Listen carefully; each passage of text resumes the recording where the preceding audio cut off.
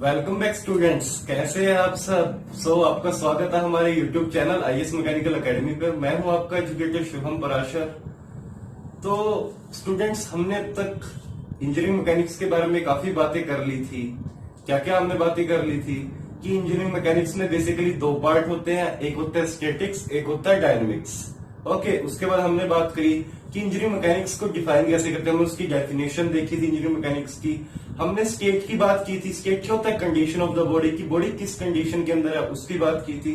हमने बात की थी कि कब बॉडी बोलेंगे इन केस ऑफ सॉलिड्स, कब उसको हम सिस्टम बोल देंगे, जैसे हम थर्मोडायनेमिक्स में यूज करते हैं जब हम फ्लूइड के साथ डील करते हैं।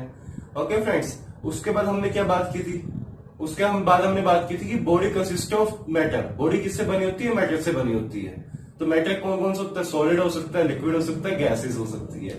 तो किस तरह से सॉलिड के साथ जब हम डील करते हैं तो basically two types of body होती है। One is rigid body and other is deformable body. Rigid bodies are ideal bodies. जब हम रिजिड बॉडी के साथ डील करेंगे तो we are go for subject engineering mechanics. When we are deal with our deformable body, we go for strength of materials. Similarly, when we deals with fluids, when we deals with incompressible fluid, we go towards fluid mechanics. And when we deals with what? Compressible fluids, we go for rheology, which is not our syllabus.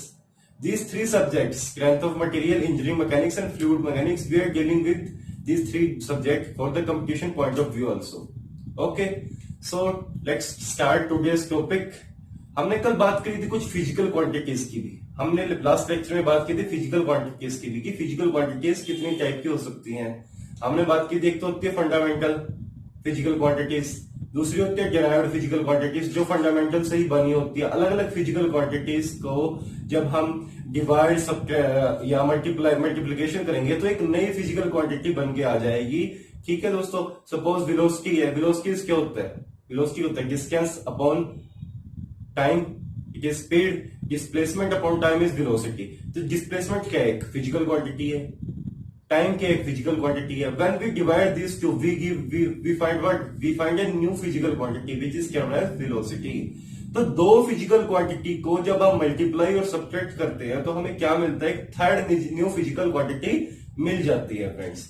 तो हमने इसके बारे में discuss किया था। हमने बात की थी कि कितने तरह की फिजिकल क्वांटिटी हो सकती है। हमने बात की थी स्केलर फिजिकल क्वांटिटी की, वेक्टर फिजिकल क्वांटिटी की, टेंसर फिजिकल क्वांटिटी की। इन सब चीजों की बात हम ऑलरेडी कर चुके हैं।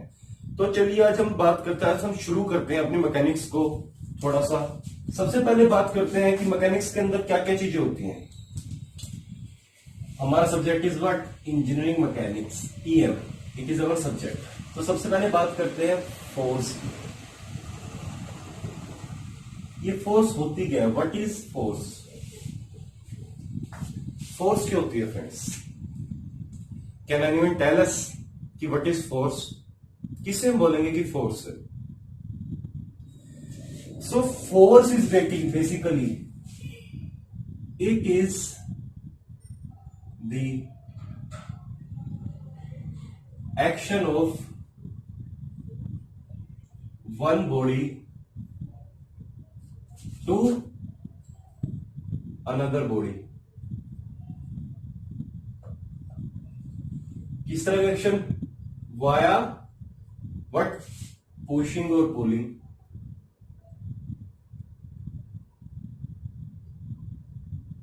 वाया पुशिंग और पुलिंग। तो फोर्स क्या होती है? It is action of one body.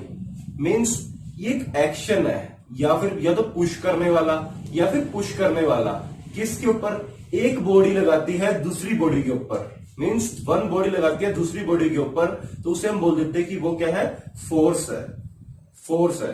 और क्या हम इसको लिख सकते हैं? फोर्स और क्या हो सकती है? सेकंड डेफिनेशन क्या बोल सकते हैं फोर्स के बारे में? और क्या बोल सकते हैं हम friends? Force it is a action, it is a action. किसके द्वारा लगाया जाता है? एक्शन बोल सकते हैं, या फिर हम क्या बोल सकते हैं? सम इफेक्ट, कुछ effect. It is a action और सम इफेक्ट। ये कुछ एक्शन हो सकता है और सम इफेक्ट हो सकता है। किसके द्वारा लगाया जाता है? Done by the external body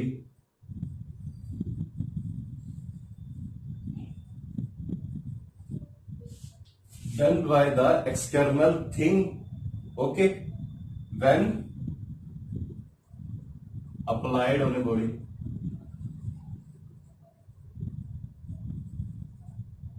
तो ये क्या हो सकती है फोर्स को हम क्या बोल सकते हैं कि इट इज एक्शन और सम इफेक्ट। ये कुछ एक्शन होता है या कुछ इफेक्ट होता है जो किसके द्वारा लगाया जाता है, किसी एक्सटर्नल थिंग के द्वारा। एक्सटर्नल थिंग मीन्स कुछ हो सकती है कोई एक्सटर्नल एजेंट, कोई एक्सटर्नल एजेंट, किसी एक्सटर्नल एजेंट के द्वारा बॉडी के ऊपर लगाई जाती है क्या, कुछ इफेक्ट, कुछ इफेक्ट। ओके फ्रेंड्स, मेरे पॉइंट्स को आप ध्यान से सुनिए, मैं रिपीट इसलिए कर रहा हूं बार बार क्योंकि इंपॉर्टेंट पॉइंट्स है फ्रेंड्स।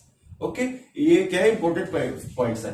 चलो भाई, मान लिया कुछ इफेक्ट जो है वो लगा दिया, उससे होगा क्या, उससे होगा क्या,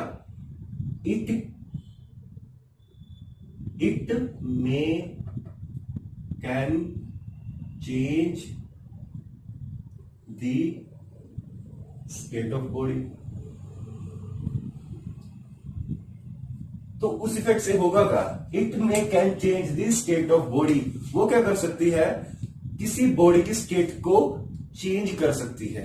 हालांकि चेंज होगी या नहीं वो एक अलग थिंग है, लेकिन इसके पास क्या है, एबिलिटी है किस चीज की, चेंज करने की।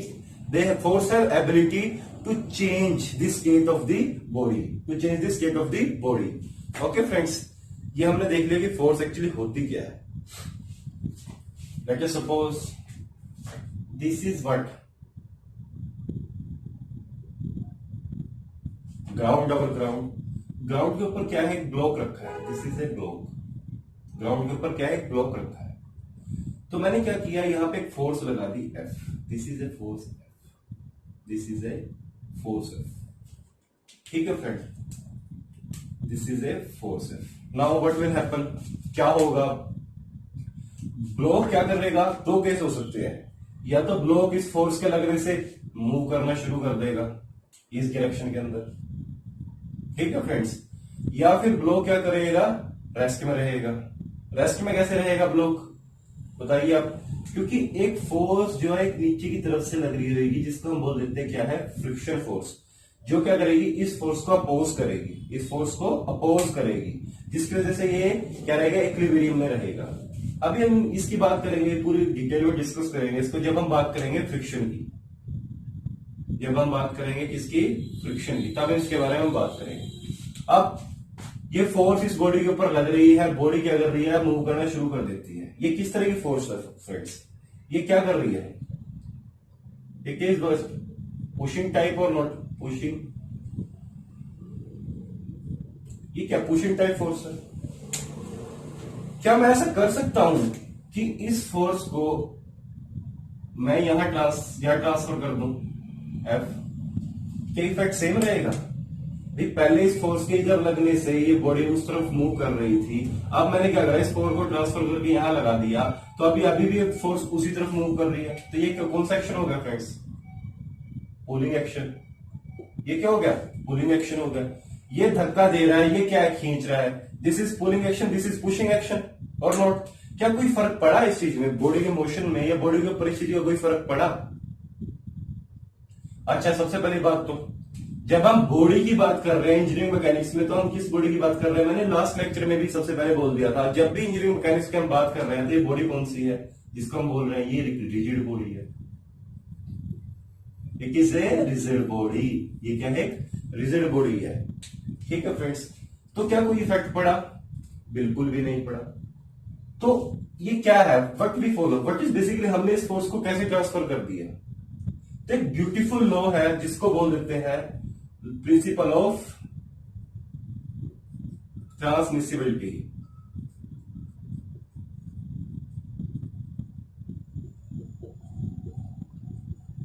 हमने क्या कर दिया, प्रिंसिपल ऑफ ट्रांसमिसिबिलिटी को यहां अप्लाई कर दिया। प्रिंसिपल ऑफ ट्रांसमिसिबिलिटी बोलता क्या है, what the principle of transmissibility said, principle according to principle of transmissibility, if a force acting on a body, we can transfer this force on the same body, not to the different body, on the same body.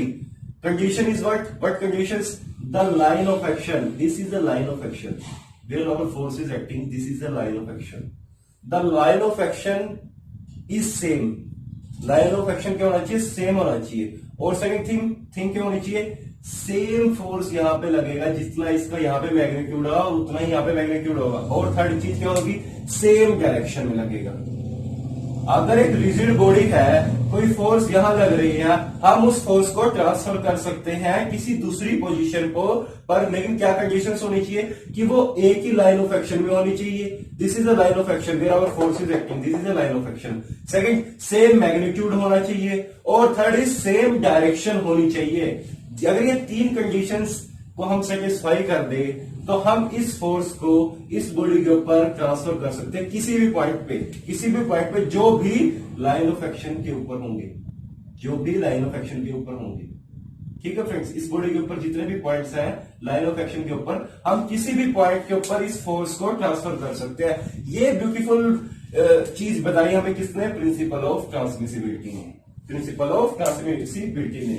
ये principal of transmissibility क्या है? Basically valid है, किसके लिए है valid? For rigid bodies only. किसके लिए valid है? रिजिड बॉडीज के लिए।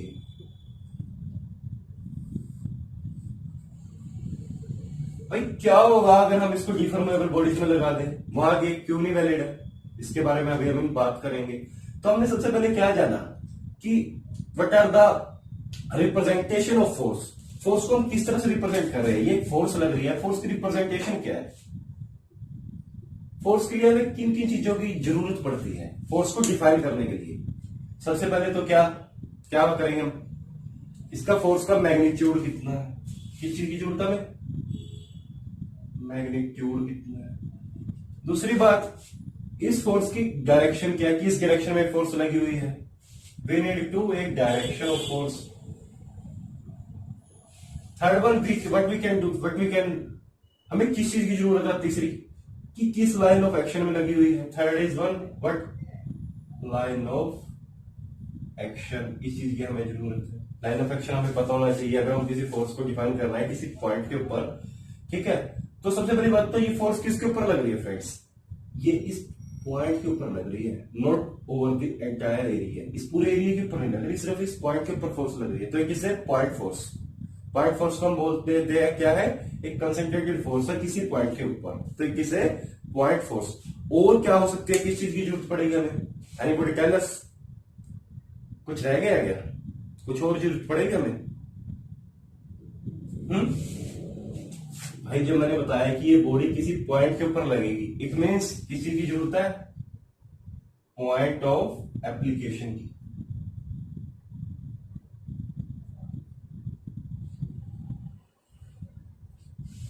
तो एक फोर्स को डिफाइन करने के लिए किसी पोजीशन के ऊपर हमें किन किन चीजों की जरूरत पड़ेगी?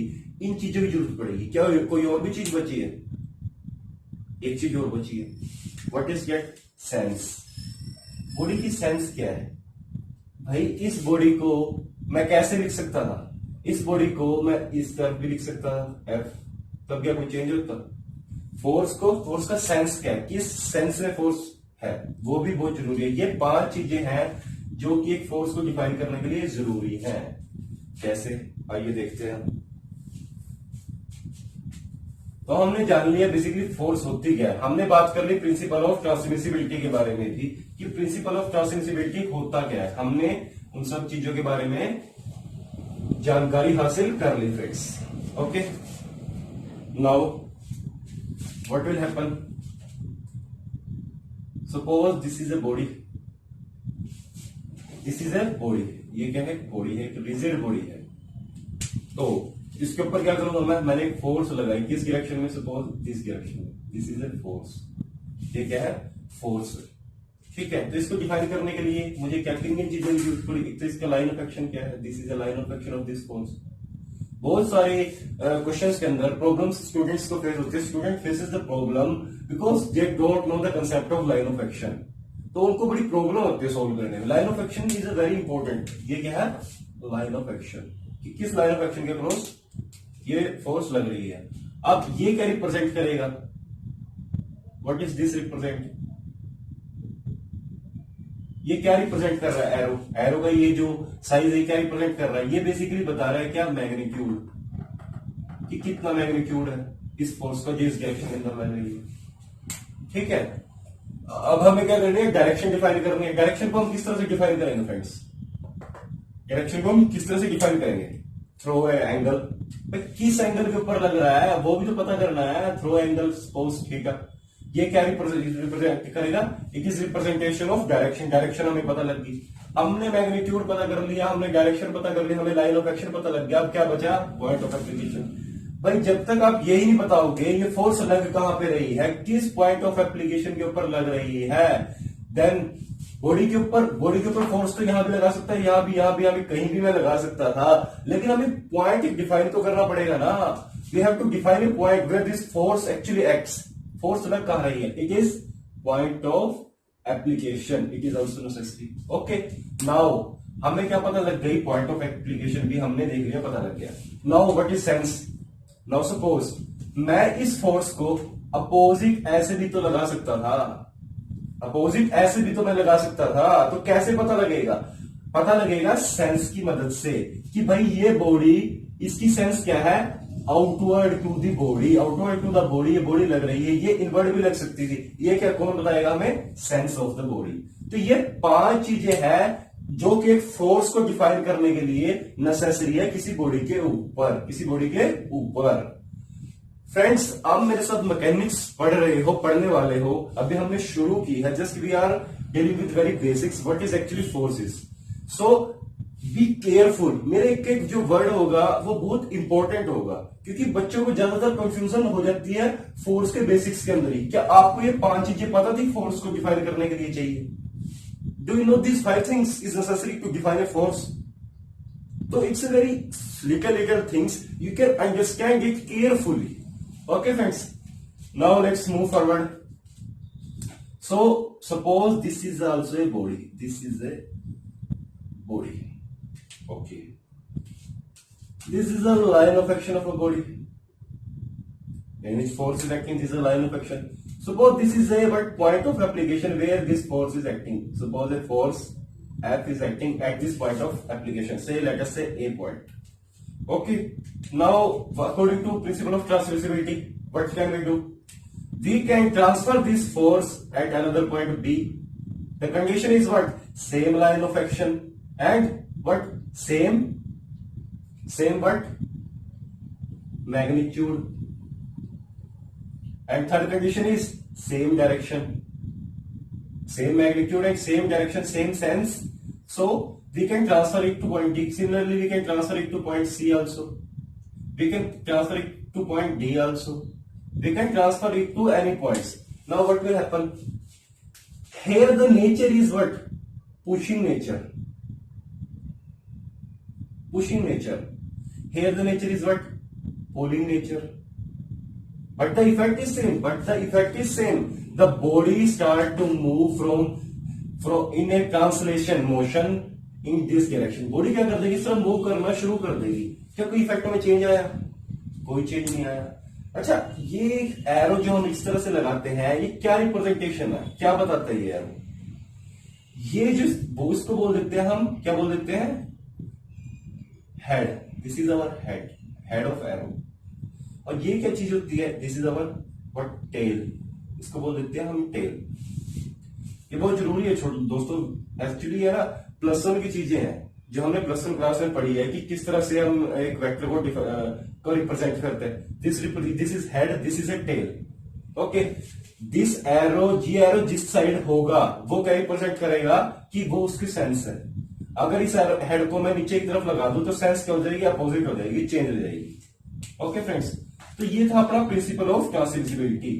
तो हम इसको क्या कर सकते हैं, कहीं भी लगा सकते हैं, कहीं भी क्या कर सकते हैं, हम लगा सकते हैं। बी पॉइंट पे, सी पॉइंट पे, डी पॉइंट पे, किसी भी पॉइंट पे on the same body. It is very important. ऐसा नहीं है कि इस फोर्स को उठा के हमने कोई दूसरी बॉडी है उसके ऊपर लगा दिया तब इफेक्ट सेम नहीं रहेगा। It is not the principle of transmissibility, वो पॉसिबल नहीं है। तो सेम बॉडी के ऊपर हम लाइन ऑफ एक्शन सेम है, उसका मैग्नीट्यूड सेम है, उसकी डायरेक्शन सेम है, उसकी सेंस सेम है, ये सारी कंडीशन सेटिस्फाई अगर कर रही है सेम बॉडी के ऊपर, तो क्या हम उस फोर्स को ट्रांसफर कर सकते हैं। मैग्नीट्यूड क्या रहेगा, सेम रहेगा, यहां भी फोर्स एफ रहेगी, यहां भी फोर्स एफ रहेगी, यहां भी फोर्स एफ रहेगी। ये हमें कौन बताता है? It is the principle of transmissibility. Hope you understand it well. आपको समझ आ गया होगा अच्छी तरह प्रिंसिपल ऑफ ट्रांसमिसिबिलिटी क्या होता है। नाउ अब प्रिंसिपल ऑफ ट्रांसमिसिबिलिटी को हम क्यों अप्लाई नहीं कर सकते इन केस ऑफ डिफॉर्मेबल जो डिफॉर्मेबल बॉडीज के केस में क्या होगा ऐसा कि प्रिंसिपल ऑफ ट्रांसमिसिबिलिटी हम बोलते हैं वैलिड नहीं होगा, it is valid only for rigid body. क्यों? देखते हैं आइए। Suppose this is a body, this is a body and we apply force at this end also. This is the point of application of force, say let us say F, and say this point also a force F. So what will happen? This is what line of action of this force. The line of action must meet so that it is in equilibrium. यदि दोस्तों एक बात बताइए, अगर मैं इस force को यहां लगाने की बजाय मैं इस फोर्स को यहां लगा दूं तो ये क्या होगा, क्या करेगा? इट विल स्टार्ट रोटेटिंग, ये कपल फॉर्म कर देगा। दिस एंड दिस इस फॉर्म में कपल, ये स्टार्ट रोटेट करना स्टार्ट कर देगा। तो क्या चाहिए इक्विलिब्रियम के में रहने के लिए? क्या कंडीशन है दोस्तों कि इसको लाइन ऑफ एक्शन से सेम मैग्नीट्यूड से, अगर हम इस तरफ भी मैग्नीट्यूड से मतलब फोर्स का इस तरफ भी, और लाइन ऑफ एक्शन उनका मेट करेगा। ठीक है दोस्तों, दोनों की डायरेक्शन अपोजिट होगी तो हम बोल सकते हैं बॉडी किस में रहेगी? इक्विलिब्रियम में रहेगी। Now it is a deformable body.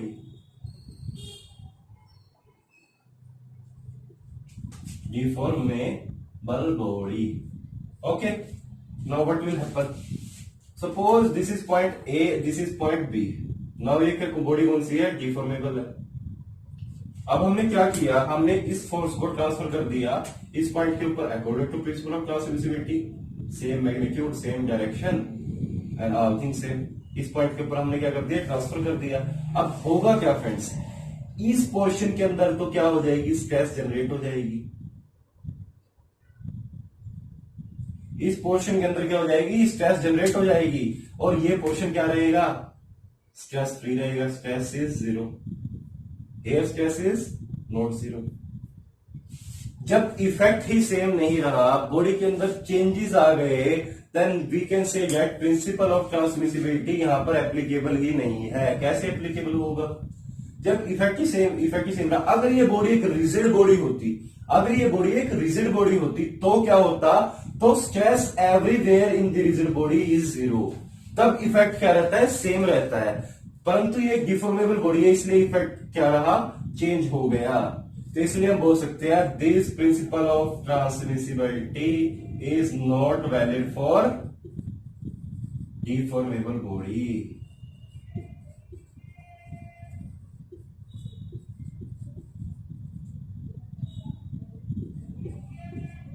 Principle of transmissibility is not valid for deformable body. Hope you understand this. Now let's try move forward. What's the next? So हम इस मेथड को सोम के अंदर नहीं लगा सकते। सोम के अंदर जहां पे जो फोर्स लगी हुई है भाई वो वहीं पर रहेगी। नाउ फोर्स की कुछ रिप्रेजेंटेशन हम देख लेते हैं friends. Suppose this is a body. Body कौन सी है भाई? रिजिड बॉडी है। और this is A point of application. एक फोर्स लगा है इस डायरेक्शन में F, एक फोर्स लगा इस डायरेक्शन में F। ये क्या हो गया इसका? Line of action. ये क्या हो गया इसका? Line of action. Suppose this is a horizontal plane. एक हॉरिजॉन्टल कोऑर्डिनेट है और ये क्या है? एक वर्टिकल कोऑर्डिनेट है। ओके, तो इसको फोर्स को डिफाइन करने के लिए हमें क्या चाहिए? एक इसकी डायरेक्शन बनानी पड़ेगी कि यहां से क्या कुछ ठीक एंगल है। ये भाई डायरेक्शन मैग्नीट्यूड पता है हमें, फोर्स का डायरेक्शन हमने बता दी, लाइन ऑफ एक्शन पता है, सब कुछ पता है, सेंस भी पता है। सेंस क्या है? ये सेंस है। अब ये कंप्लीट डिफाइन होगी कि फोर्स को हमने पूरी तरह से डिफाइन कर लिया। Now what will happen? अब हम क्या करेंगे? हम इसको जब प्लेन में देखेंगे तो इसका हम दो कंपोनेंट्स कर सकते हैं। एक जो कि इसके परपेंडिकुलर इस प्लेन के ऊपर गिरेगा, और इसके परपेंडिकुलर इस प्लेन के ऊपर गिरेगा, जो क्या हो जाएगा? इसको बोल देंगे हम Fx हो जाएगा। एक इसके परपेंडिकुलर इस प्लेन के ऊपर गिरेगा, जो क्या हो जाएगा?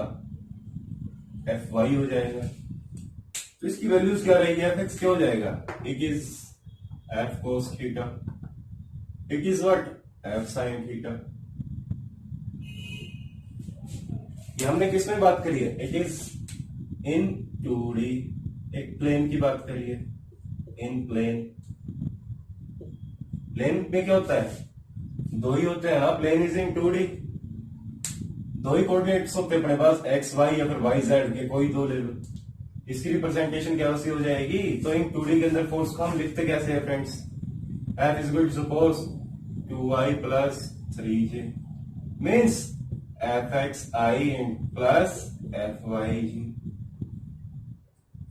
This is representation of force in case of planar or 2D body. Suppose there is a 3D body. This is our x direction. This is our y direction. This is our z direction. तीनों plane आ गए भाई, अब ये x plane हो गया, this is y and this is z. Now suppose कोई किसी point P है, कोई पॉइंट, वहां के ऊपर क्या है, फोर्स लगी हुई है, वहां पे क्या है, ये फोर्स लगी हुई है, पी पॉइंट के ऊपर फोर्स क्या है, एफ है। तो इसका कुछ, ये क्या किस पे गिरेगी, एक्स के ऊपर भी गिरेगी, ये किस पे गिरेगी, वाई के ऊपर भी गिरेगी, ये किस पे गिरेगी, जेड के ऊपर भी गिरेगी।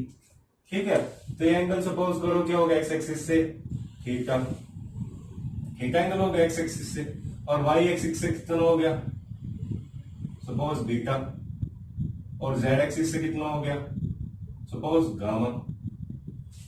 तो ये होते क्या थे, हमने 11th क्लास में नहीं को तो बोल देते थे हम डायरेक्शन कोसाइंस, कि एक फोर्स के 3 अलग अलग डायरेक्शंस में क्या क्या किस किस पोजीशंस के ऊपर, किस किस डायरेक्शंस के ऊपर वो गिर रहा है, it is basically represented by that direction cosines in 11th class.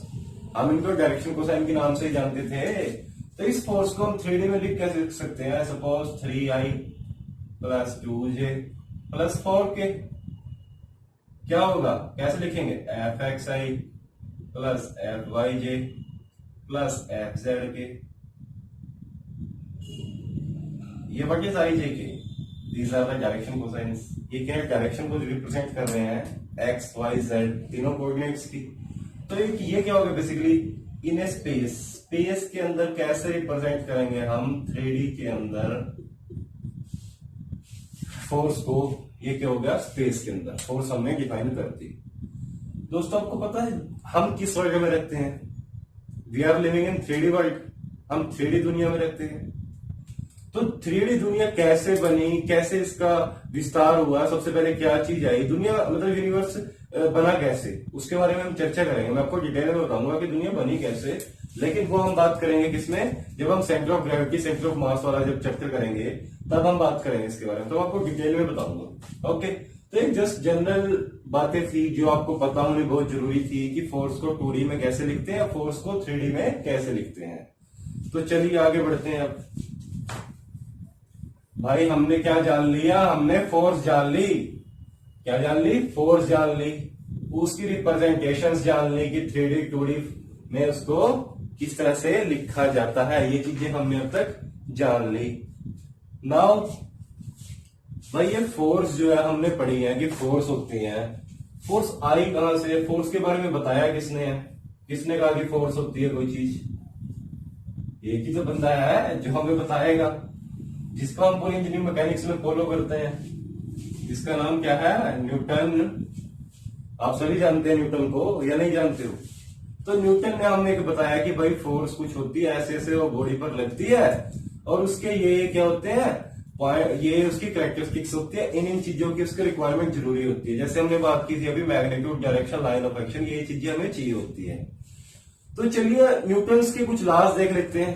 भाई न्यूटन ने बताया है, कुछ लॉज भी दिए हैं कि भाई ये लॉ मस्ट बी फॉलोड, ये बोल देते हैं कि यूनिवर्सल लॉ है।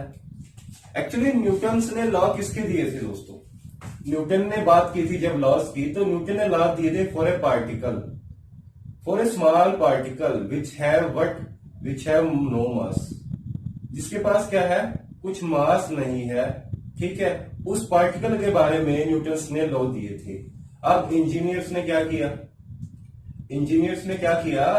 न्यूटन के उन लॉज को एप्लीकेशन किया, किसके ऊपर, रिजिड बॉडीज के ऊपर, किसके ऊपर, रिजिड बॉडीज के ऊपर उनका एप्लीकेशन किया। तो अब हम बात करते हैं न्यूटन्स लॉ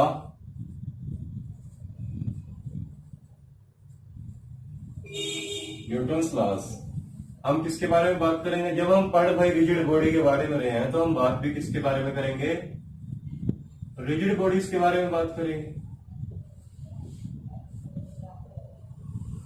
किसके बारे में बात करेंगे? रिजिड बॉडी के बारे में बात करेंगे।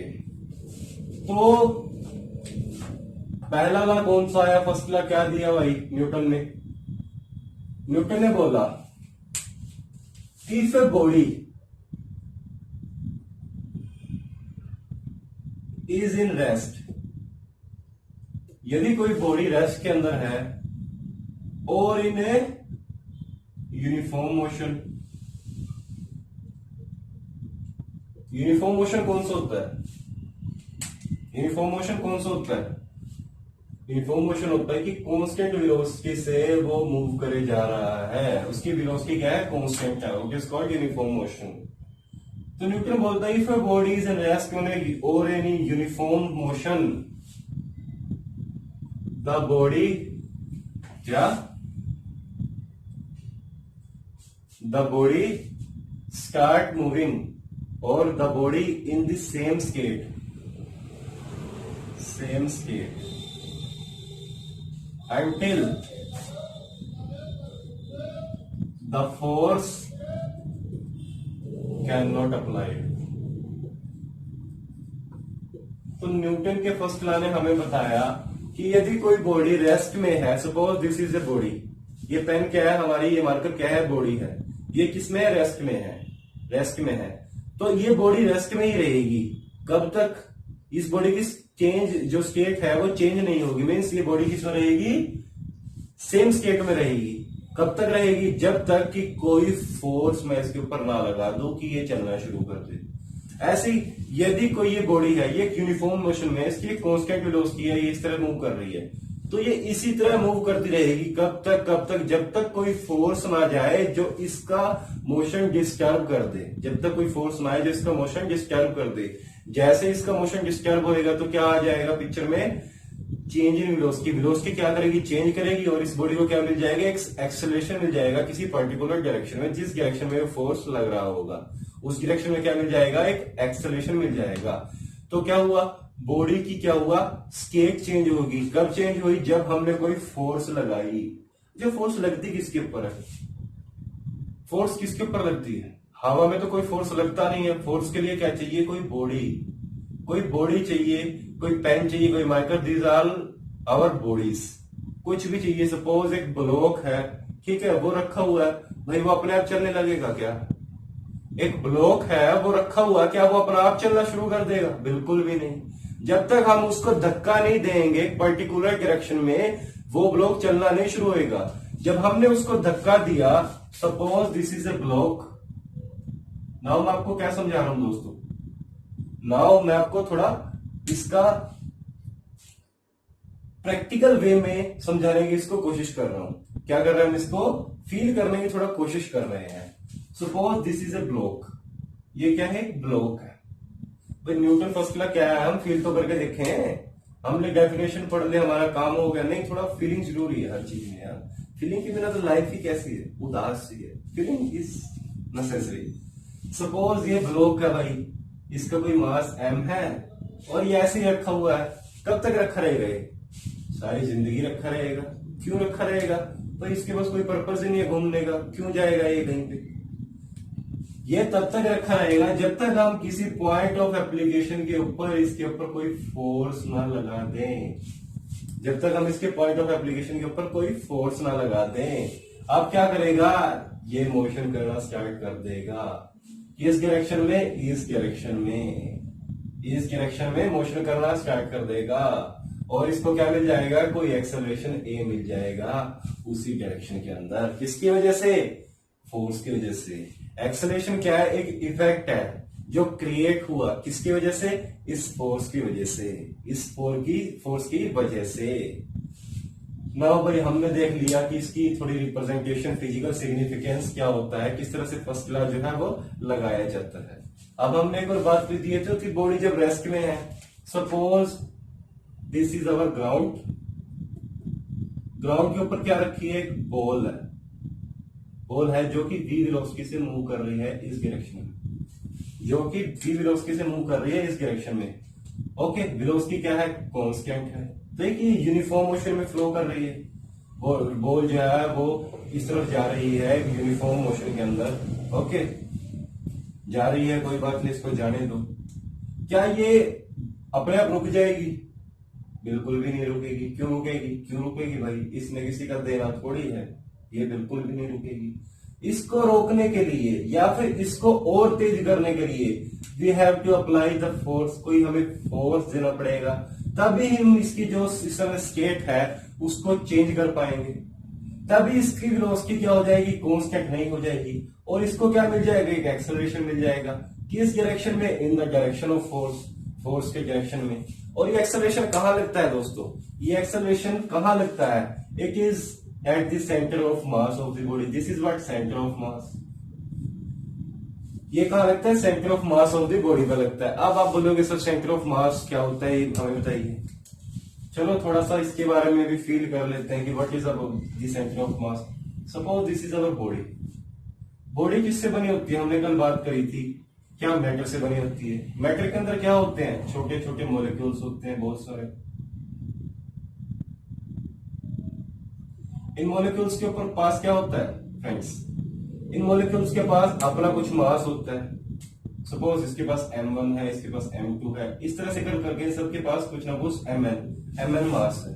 ठीक है, तो वो क्या है, इनका इंडिविजुअल मास है, वो क्या है, इनका इंडिविजुअल मास है, खुद का मास है। तो जब हम बात करें इस पूरी बॉडी की, जब हम बात करें इस पूरी बॉडी की, तो मैं इंडिविजुअल की स्टडी ना करते हुए क्या बोलूंगा कि ये बॉडी के ऊपर कोई मास m एक्ट कर रहा है, सॉरी कोई इस बॉडी का कोई मास m है, कोई मास क्या है, m है, और वो कहां पर लग रहा है, सेंटर ऑफ मास पर। This is centre of mass, centre of mass पर वो लग रहा है। इनके इंडिविजुअल सेंटर ऑफ मासेस भी होंगे, this are the individual centre of masses of this bodies. ठीक है, तो इन सब का रिजल्टेंट क्या होगा, इन सब का रिजल्टेंट क्या होगा, सेंटर ऑफ मास, जो कि क्या होगा, इस पूरी होल बॉडी का होगा, जिसके ऊपर जिसका कोई मास हम बोल देंगे m लग रहा है। m क्या होगा, consist of m1 plus m2 plus m3, इन सब का सम क्या हो जाएगा, ये m हो जाएगा। ओके, तो जब हम सेंटर ऑफ मास और सेंटर ऑफ ग्रेविटी के बारे में बात करेंगे चैप्टर के अंदर, तो हम अच्छे से बात करेंगे इसके बारे में, डिटेल में थोड़ा जाएंगे। ये तो जस्ट एक ओवरव्यू दिया है मैंने कि सेंटर ऑफ मास होता क्या है। तो एक्सेलरेशन कहां पे लगता है, हमेशा सेंटर ऑफ मास के ऊपर लगता है। किसके ऊपर, centre of mass of the body, body के सेंटर ऑफ मास पे लगता है। तो एक्चुअली फ्रेंड्स, ये चीजें जो है ना, वो आपको लग रहा होगा सर ये हमें सब पता है, परंतु आपको सब पता है पर फिर भी आपको कुछ नहीं पता है। जब क्वेश्चन करने की बात आती है तब आप क्यों अटक जाते हो। बहुत सारे स्टूडेंट्स मैंने देखे हैं कि अटक जाते हैं क्वेश्चन को करते हुए। वो एक्सेलरेशन को क्या है, कहीं भी रिप्रेजेंट करना शुरू कर देते हैं, जैसे मैंने यहाँ रिप्रेजेंट करा, एक्चुअली रिप्रेजेंट ऐसे नहीं, but this is centre of mass. क्या करेगी, इसके ऊपर एक्ट करेगी, this is centre of mass, यहां से आई एक्ट करती हुई एक्सेलरेशन। तो चीजों को आप कहां पर क्या चीज लगनी है, उन चीजों को समझना शुरू कीजिए, तभी आप मैकेनिक्स के अंदर अच्छी पकड़ बना पाओगे। मैं आपको पूरी मैकेनिक्स करा दूंगा, लेकिन उस चीज का यूटिलाइजेशन कब होगा, जब आप चीजों को अच्छी तरह समझोगे और उनको अप्लाई करोगे, उनको अप्लाई करोगे। तो एक्सेलरेशन की बात हम कब करते हैं, जब हम चले जाते हैं किसमें, डायनेमिक्स में। अभी हम क्या करने की कोशिश कर रहे हैं, स्टैटिक्स। तो अभी हम एक्सेलरेशन की कोई बात नहीं करेंगे। ठीक है फ्रेंड्स, हम एक्सेलरेशन की कोई बात नहीं करेंगे। तो हमने जान लिया कि भाई फर्स्ट लॉ ने क्या बताया। फर्स्ट लॉ बोलता है यदि कोई बॉडी रेस्ट में है या फिर कोई बॉडी मोशन के अंदर है, वो भी यूनिफॉर्म मोशन, तो वो बॉडी उसी स्टेट में रहेगी तब तक जब तक कि कोई फोर्स उसके ऊपर ना लग जाए जो कर दे उसकी स्टेट को चेंज। तो ठीक है, हमने जान लिया। तो अब सेकंड लॉ आ गया भाई। न्यूटन ने कहा कि अकेले मेरे एक लॉ से काम नहीं चलेगा, मैं तो कई लॉ दूंगा। उसने कहा मेरा सेकंड लॉ सुनो। हमने कहा भाई अच्छा ऐसी बात है, तू सेकंड लॉ भी सुना दे, हम तो सुनने के लिए ही बैठे हैं, या नहीं फ्रेंड्स। चलो भाई सेकंड लॉ सुन लिया। तो सेकंड लॉ क्या बोला, कि जो फोर्स आप उस बॉडी के ऊपर लगा रहे हो, व्हाट बेसिकली इज फोर्स जो आप उस बॉडी के ऊपर लगा रहे हो, वो क्या होगी। सेकंड लॉ आया, force applied on a body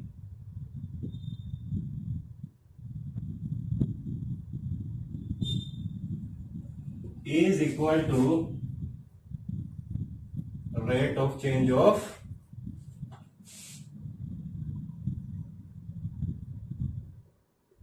linear momentum। Friends, आपको पता है फोर्स क्या होता है? Mass into acceleration, mass into acceleration आपको रटा पड़ा है, 11वीं कक्षा से रटा पड़ा है। फोर्स क्या है? Mass into acceleration. लेकिन एक्चुअल में फोर्स जो है मास इंटू एक्सेलरेशन नहीं होता। फोर्स क्या होता है? Rate of change of linear momentum. अब कहोगे सर ये लीनियर मोमेंटम क्या आ गया? नई टर्म आ गई, किससे? New physical quantity linear momentum. हमने बात की थी कि फिजिकल क्वांटिटी क्या होती है। जब हम दो फिजिकल क्वांटिटी को या तो मल्टीप्लाई करें या फिर सब्ट्रैक्ट करें तो हमें क्या मिल जाती है? एक नई फिजिकल क्वांटिटी मिल जाती है। तो ये क्या? लीनियर मोमेंटम एक नई फिजिकल क्वांटिटी है। तो हम इसको कैसे लिखेंगे? Force F is equal to what? Mass M, mass M into what? Velocity. क्या हो जाएगी? वेलोसिटी। कैसे? हमने रेट तो कुछ लगाया ही नहीं भाई। क्या नहीं लगाया हमने? रेट तो लगाया ही नहीं। Means d/dt। अब ये mv क्या है? ये mv क्या है? इसको हम कैसे लिख सकते हैं? d/dt of what? t। p is the representation of what? Linear momentum. ये p is equal to mv। mv क्या है? लीनियर मोमेंटम है। इसको रिप्रेजेंट करते हैं p से। और ये क्या? डायरेक्शन। ये क्या रिप्रेजेंट कर रहा है? डायरेक्शन। लीनियर मोमेंटम की डायरेक्शन क्या होगी दोस्तों? क्या डायरेक्शन होगी लीनियर मोमेंटम की? भाई मास तो क्या है? एक स्केलर क्वांटिटी है, इट इज डायरेक्शनलेस, इसे डायरेक्शन है ही नहीं। तो इसके पास क्या? एक वेक्टर क्वांटिटी वेलोसिटी ही है। तो जो वेलोसिटी की डायरेक्शन होगी वही हमारे लीनियर मोमेंटम की डायरेक्शन हो जाएगी। क्या हो जाएगी? लीनियर मोमेंटम की डायरेक्शन हो जाएगी। नाउ वेयर वी यूज करली। मैंने जो करली यूज करे हैं ये कहां पे यूज करते हैं? करली basically used in partial differentiation. Means जहां पर दो चीजें एक साथ वेरी कर रही हो। लेकिन यहां पर मास तो हमारा कांस्टेंट है और वेलोसिटी वेरी कर रही है। ऐसे कोई जरूरी नहीं है, हो सकता है मास भी वेरी करे। एक्चुअल रिप्रेजेंटेशन क्या है? This is the actual representation of force. तो अब इसके अंदर दो केसेस हो सकते हैं। इसके अंदर दो केसेस हो सकते हैं। क्या होगा? Case one. केस वन क्या होगा? Suppose mass is constant. हमने क्या कह दिया? मास जो है बॉडी का वो क्या है? कांस्टेंट है, वो चेंज नहीं हो रहा है। तो अब इसको हम कैसे लिखेंगे? F is equal to mass constant है, बाहर निकाल दिया तो क्या आ गया? dv by dt, dv by dt।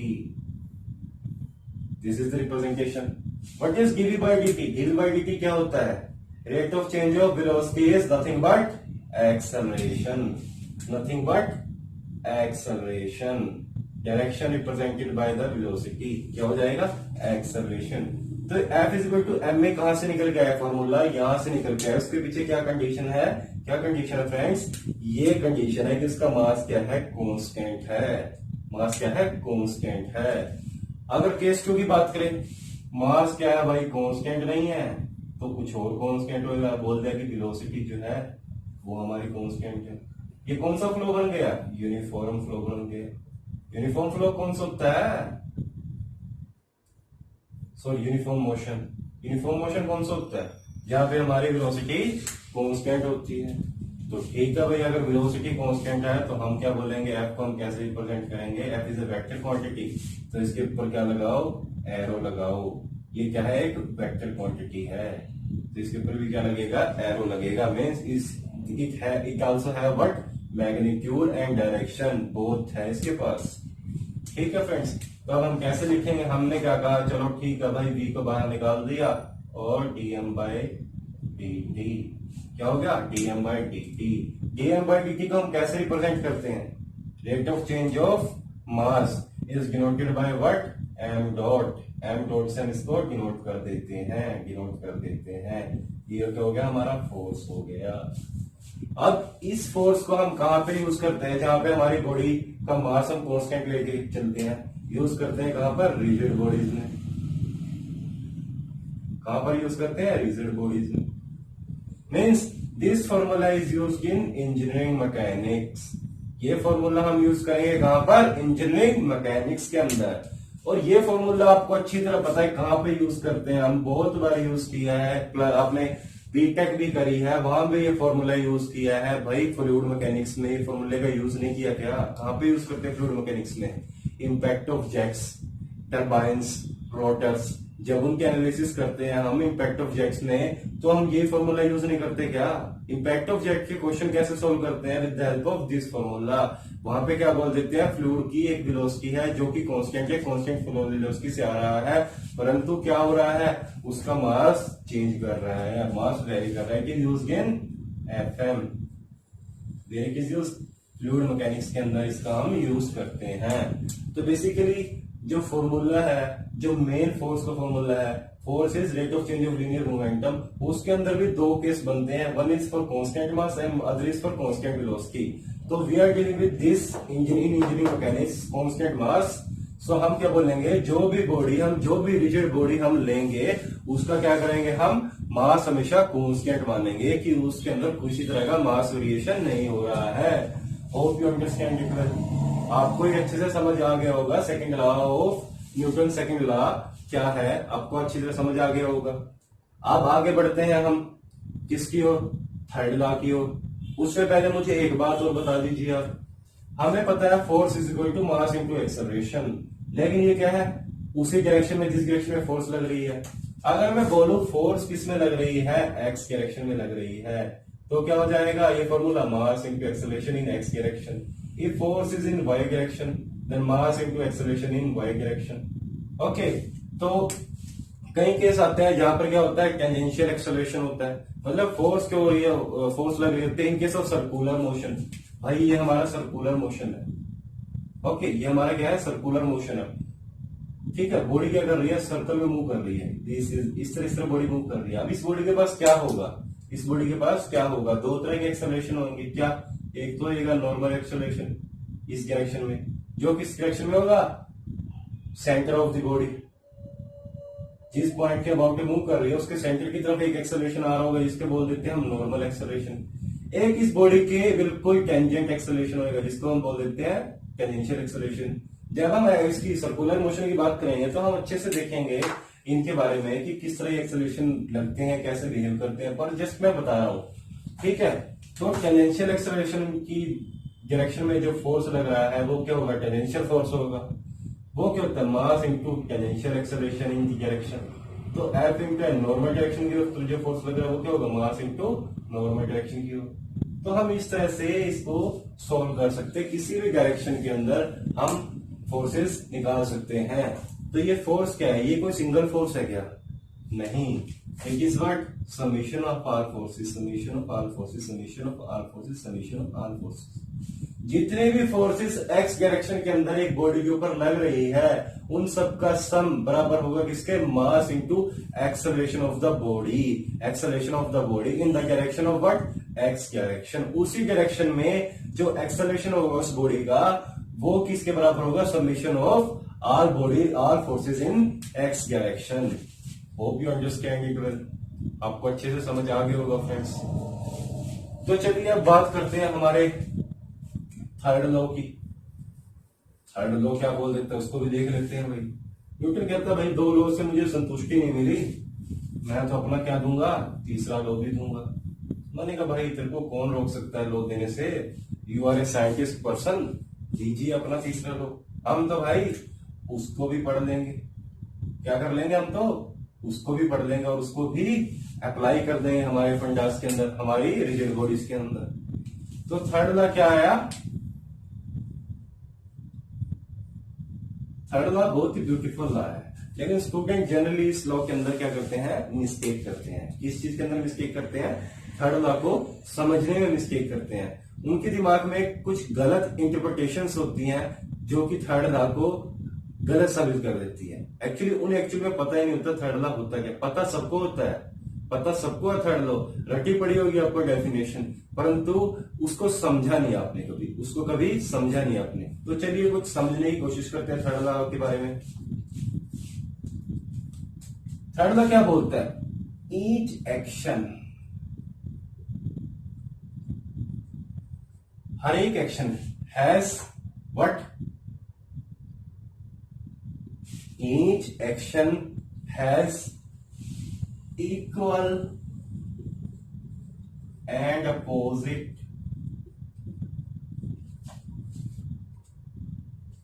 Reactions. हर एक एक्शन की क्या होगी? एक इक्वल एंड अपोजिट रिएक्शंस होगी, लेकिन वो लगे काम के, but acting on different bodies.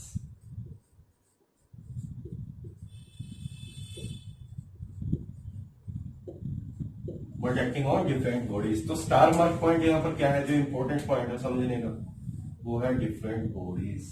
Different bodies कैसे भाई इसको अंडरस्टैंड, कुछ फिजिकल इसको समझने की कोशिश करते हैं। सपोज ये क्या है? वॉल है, ये हमारा ग्राउंड है, ग्राउंड के साथ वॉल फिक्स है, this is our wall. Okay, तो वॉल के साथ हमने क्या करा है? किलो से ठोका हुआ फिक्स किया हुआ है क्या चीज? कोई बार, दिस इज ए बार। ये क्या हुआ? हमने फिक्स किया हुआ है, this is a rigid bar. जब भी हम बार कर रहे हैं, बॉडी की बात कर रहे हैं, हम हमेशा रिजिड बॉडी की बात करेंगे मैकेनिक्स में। तो हमने इसके साथ क्या हुआ? फिक्स किया हुआ है ये बार, ठीक है। तो यहां पर कौन खड़ा है? Who is he? बहुत खुश है। This is what? राम। ये कौन है? राम है। राम आप भी हो सकते हो, आपका नाम जो भी आप अपने आप को मान सकते हो, आप खड़े हो यहां पे। आप क्या कर रहे हो? इस ब्लॉक को अपनी तरफ खींचने की कोशिश कर रहे हो। क्या कर रहे हो? इस ब्लॉक को अपनी तरफ खींचने की कोशिश कर रहे हो। यू आर ट्राइंग टू क्या? पुश, पुश दिस बार। क्या कर रहे हो?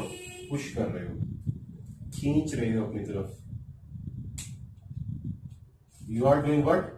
पुल, pulling action. Push is what? Opposite, this is what? पुल।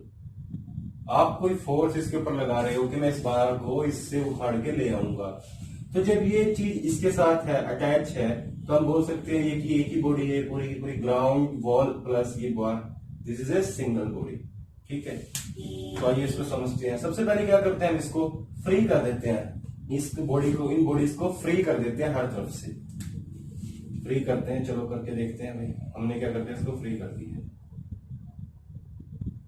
बिल्कुल ही फ्री करें या नहीं? बिल्कुल ही कर देते हैं। इससे भी फ्री कर देते हैं, हम इनको भी अलग अलग मान देते हैं। ये क्या है? हमारी वॉल। ये क्या होगा? हमारा ग्राउंड। ये क्या? हमारा बार। और ये कौन खड़ा? अपना प्यारा बच्चा राम। Ram is enjoying. ये हमारा खड़ा है राम। तो अब क्या हो रहा था? राम ने इस ब्लॉक के ऊपर क्या लगाई? फोर्स लगाई, पी फोर्स लगाई इसके ऊपर, उस डायरेक्शन के अंदर। भाई ये खींच रहा है, तो इसके ऊपर फोर्स लगी उस डायरेक्शन के अंदर। अब हम बोलेंगे सर ये क्या हुआ? दिस इज एक्शन, एंड इसके अपोजिट यहां पे क्या हो गया? This is the reaction.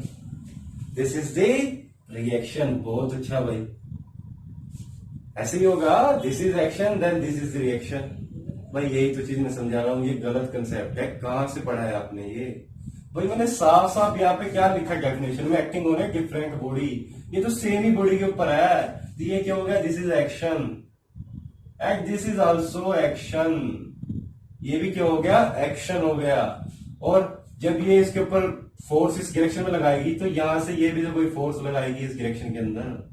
ये भी तो इसके ऊपर फोर्स लग रही है, ये भी तो अपोजिट फोर्स लगाएगी इस डायरेक्शन के अंदर। ये क्या हो गया? Action. It is not a different body. जब ये एक साथ चिपका हुआ है सब कुछ, तो ये एक ही बॉडी है। तो डिफरेंट बॉडी कौन सी है? ये आदमी। डिफरेंट बॉडी कौन सी है? ये आदमी जिसने फोर्स लगाया। तो जब इसके ऊपर फोर्स इस डायरेक्शन के अंदर लग रहा है, तो आदमी फोर्स क्या लगाएगा? अपोजिट डायरेक्शन में लगाएगा, दिस डायरेक्शन। ये क्या हो गया? What? Reaction. This is what? Reaction acting on a different body. Now इस डायरेक्शन के अंदर फोर्स लग रही है, लेकिन ये बॉल क्या है? हिल रही है? नहीं हिल रही है, वहीं खड़ी है, तो एक फोर्स क्या लगेगा, इस डायरेक्शन में लगेगा। जब एक फोर्स इस डायरेक्शन में है तो इनको काउंटर बैलेंस करने के लिए क्या होगा, एक फोर्स इस डायरेक्शन में भी लगेगा।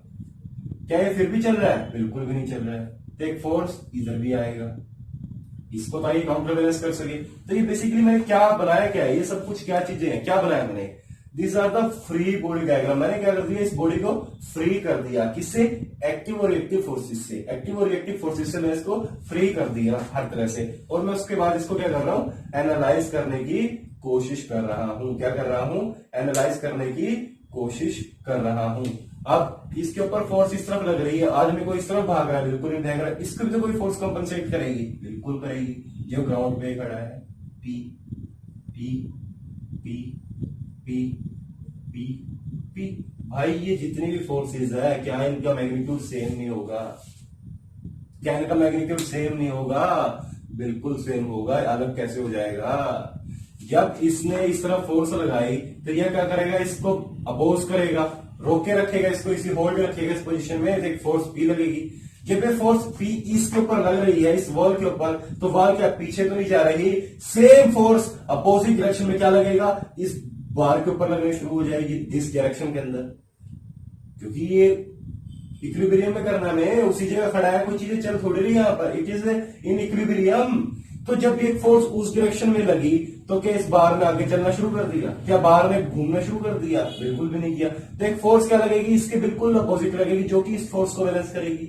जब इस फोर्स के ऊपर ये फोर्स अपोजिट करी, तो ये क्या है, इससे कनेक्टेड है ग्राउंड से, ग्राउंड के ऊपर फोर्स क्या लगी, इस डायरेक्शन में लगी, क्या ग्राउंड ने इस डायरेक्शन में चलना शुरू करा, बिल्कुल भी नहीं करा। तो ग्राउंड क्या करेगा, अपोजिट फोर्स लगाएगा इस डायरेक्शन के अंदर, ग्राउंड ने क्या करेगा, अपोजिट फोर्स लगा दी। अब ना तो ग्राउंड इधर जा रहा है, ना ग्राउंड उधर जा रहा है, तो ग्राउंड को क्या चाहिए, ग्राउंड को क्या चाहिए, एक फोर्स चाहिए जिसका मैग्नीट्यूड क्या हो, सेम हो, लेकिन डायरेक्शन क्या हो, अपोजिट हो। क्या करेगा, इसको अपोज करेगा, जो हमने लगाई इसको अपोज करने के लिए लगा दिया।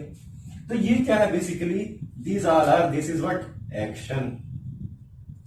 ये भी क्या है, एक्शन है, ये भी क्या है, एक्शन है, ये भी क्या है, एक्शन है, ये भी क्या है, एक्शन है, ये भी क्या है, एक्शन है। बिकॉज हमने क्या बोला है कि ये क्या है, हमारी कंप्लीट बॉडी है, ये सिस्टम क्या है, कनेक्टेड है एक दूसरे से। जो अलग कौन है, सिर्फ ये मास, ये आदमी जो है ये अलग है, this is A second body, second body. तो रिएक्शन किसके ऊपर दिखेगा, हमें सेकंड बॉडी के ऊपर दिखेगा, सेकंड बॉडी के ऊपर हमें क्या दिखेगा, रिएक्शन दिखेगा फ्रेंड्स, क्या दिखेगा, रिएक्शन दिखेगा। Hope you enjoy this example. आपको प्रैक्टिकल मीनिंग पता लग गया होगा थर्ड लॉ का कि किस तरह से बेसिकली अप्लाई होता है। होप यू फिजिकल पूरा सिग्निफिकेंस आपको समझ आ गया होगा। Hope you enjoy.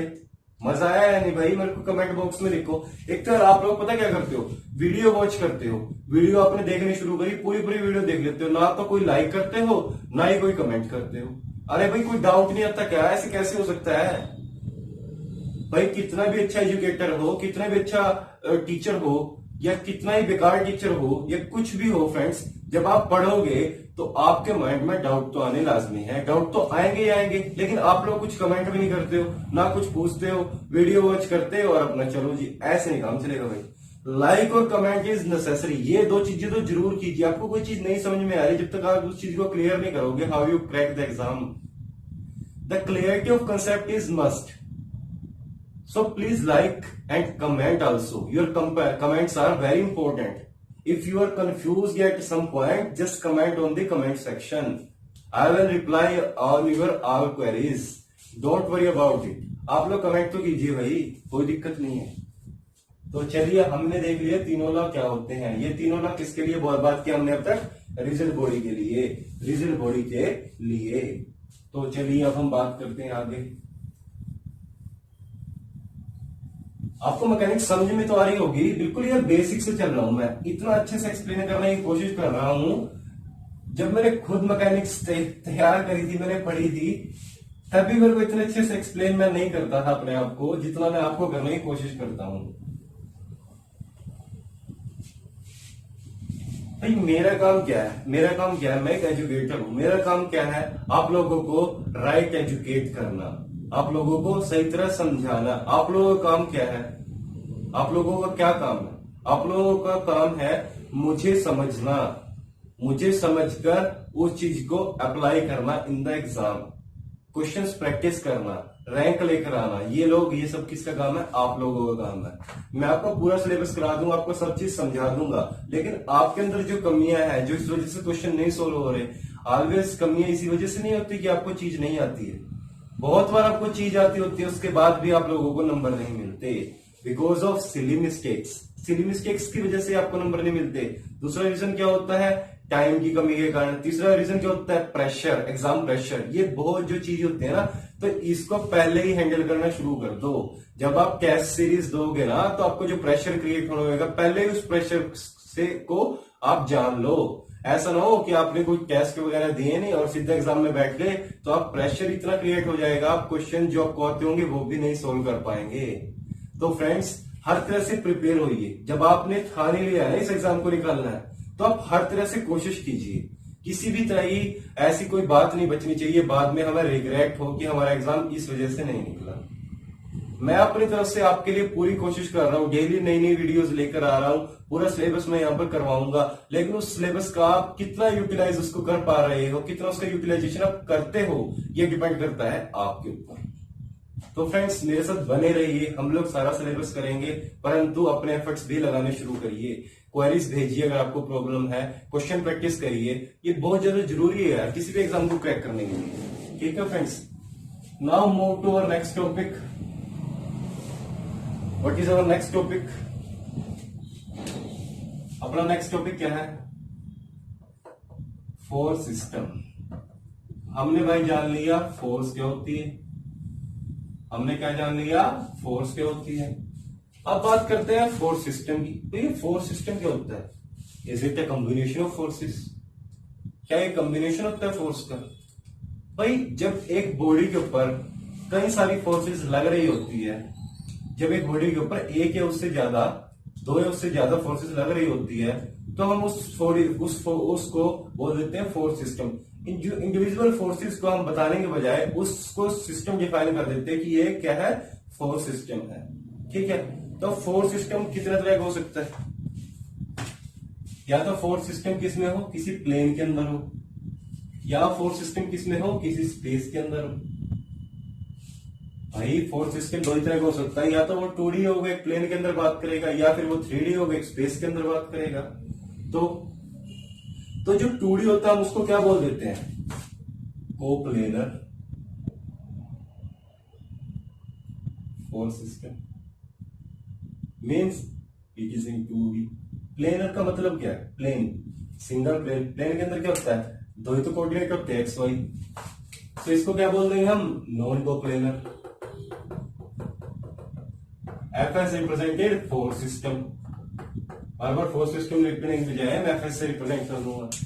ठीक है फ्रेंड्स, एक होता है कोप्लेनर, एक होता है नॉन कोप्लेनर फोर्स सिस्टम। अच्छा, मुझे एक बात बताइए आप, एक इंजीनियरिंग मैकेनिक्स के क्वेश्चन को सोल्व करने के लिए कितने मेथड्स पॉसिबल हो सकते हैं? There are huge methods, there are huge methods. हम बहुत सारे मेथड डिस्कस भी करेंगे, लेकिन मैं आपको एक मेथड ऐसा बताऊंगा कि जिसको अगर आप लेकर चलोगे ना, तो आपका हर एक क्वेश्चन सोल्व हो जाएगा।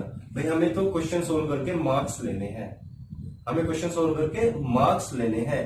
ये नहीं कंफ्यूजन में रहना कि यहाँ पर मैं वो फॉर्मूला लगा दूं या वो फॉर्मूला लगा दूं। फॉर्मूले आपको सभी पता होंगे, लेकिन आप क्या कर देते हो? उनकी मिक्सिंग कर देते हो। किसी का कंसेप्ट किसी और फॉर्मूले में घुसा के 0 नंबर लेके और बहुत खुश हो जाते हो। ऐसा आपको नहीं करना है भाई। आपको डिफरेंस देखने हैं फॉर्मूले के अंदर, उनकी कंडीशंस के अंदर डिफरेंस देखना जरूरी है। ठीक है, हम बात करेंगे एक एक फॉर्मूले की जब हम ड्राइव करेंगे कि उनकी क्या क्या कंडीशंस है, किस कंडीशंस में वो फॉर्मूला एप्लीकेबल है, कहाँ उनको लगाना चाहिए, कहाँ उनको नहीं लगाना चाहिए। और मैं आपको एक फॉर्मूला ऐसा भी बताऊंगा जिसके थ्रू आप सारे क्वेश्चन सोल्व कर लोगे। ठीक है, तो चले अब इसके बारे में बात करें हम।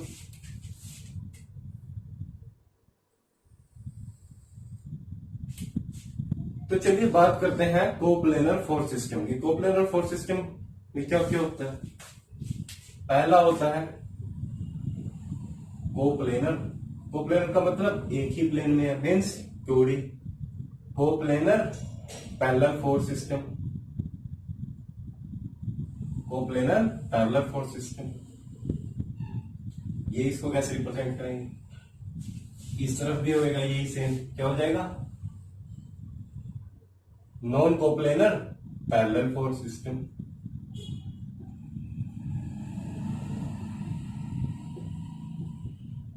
पहले हम कोप्लेनर पैरेलल फोर्स सिस्टम को देखते हैं। सपोज क्या है, ये हमारी क्या है, बॉडी है, ये क्या है, बॉडी है। अब इसने क्या बोला, फोर्सेस कैसे होनी चाहिए, पैरेलल होनी चाहिए।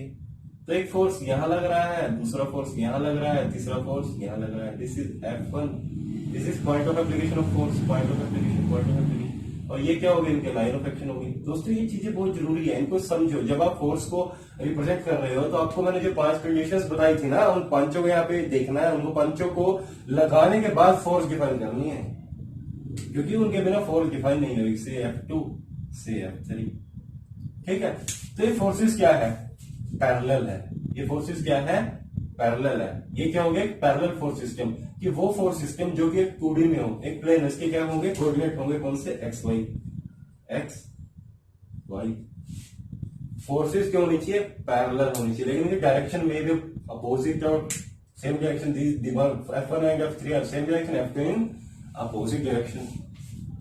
तो अब क्या होगा फ्रेंड्स, इसका एग्जांपल क्या है, रियल लाइफ में किस तरह की प्रॉब्लम्स होती है, जो कि कोप्लेनर पैरेलल फोर्स सिस्टम होती है, इस तरह की फोर्सेज होती है। और सारी जिंदगी हमने यही किया है सॉन्ग के अंदर। जब भी डिजाइन पार्ट करते हैं हम क्या करते हैं, यही तो करते हैं। क्या करते हैं भाई, एक बीम है, एक सपोर्ट क्या है, फिक्स किया, एक सपोर्ट क्या है, रोलर है। तो क्या करते हैं, इसके ऊपर फोर्स लगा देते हैं। से यहाँ पे क्या लग रहा है, 20-30 किलोमीटर, यहाँ पे क्या लग रहा है, 20 किलोमीटर। तो ये क्या रिप्रेजेंट है, क्या रिप्रेजेंटेशन है, it is A parallel force system. Forces क्या है, पैरेलल है, पैरेलल है, पैरेलल है, पैरेलल है। तो ये क्या है, पैरेलल फोर्स सिस्टम का एक एग्जांपल है। शेयर फोर्स बेंडिंग मूवमेंट में फोर्सेस इस तरह से लगी होती है। जब हम इसके shear force bending movement strength of material में फाइंड करते हैं तो हमें इस तरह की प्रॉब्लम्स ही तो दी जाती है। वो सारी प्रॉब्लम्स क्या है, कोप्लेनर पैरेलल फोर्स सिस्टम्स है। Okay, now this is first case. Second case is coplanar concurrent force system. वही एक ही प्लेन में है और कंकरेंट है। कंकरेंट क्या होता है, what you mean by concurrent, concurrent क्या चीज होती है भाई। कंकरेंट का मतलब होता है their line of action meets at a point, उनके लाइन ऑफ एक्शन किसी पॉइंट पे आके मीट करेंगे। तो चलिए देखते हैं। Suppose this is a our rigid body, ये क्या है, हमारी रिजिड बॉडी है। तो अब इसके ऊपर फोर्सेस लग रही हैं। एक फोर्स लग रही है इस डायरेक्शन में, point of application this F1।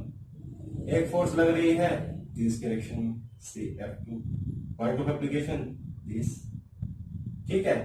एक फोर्स लग रही है दिस डायरेक्शन में, से F3, point of application is this point.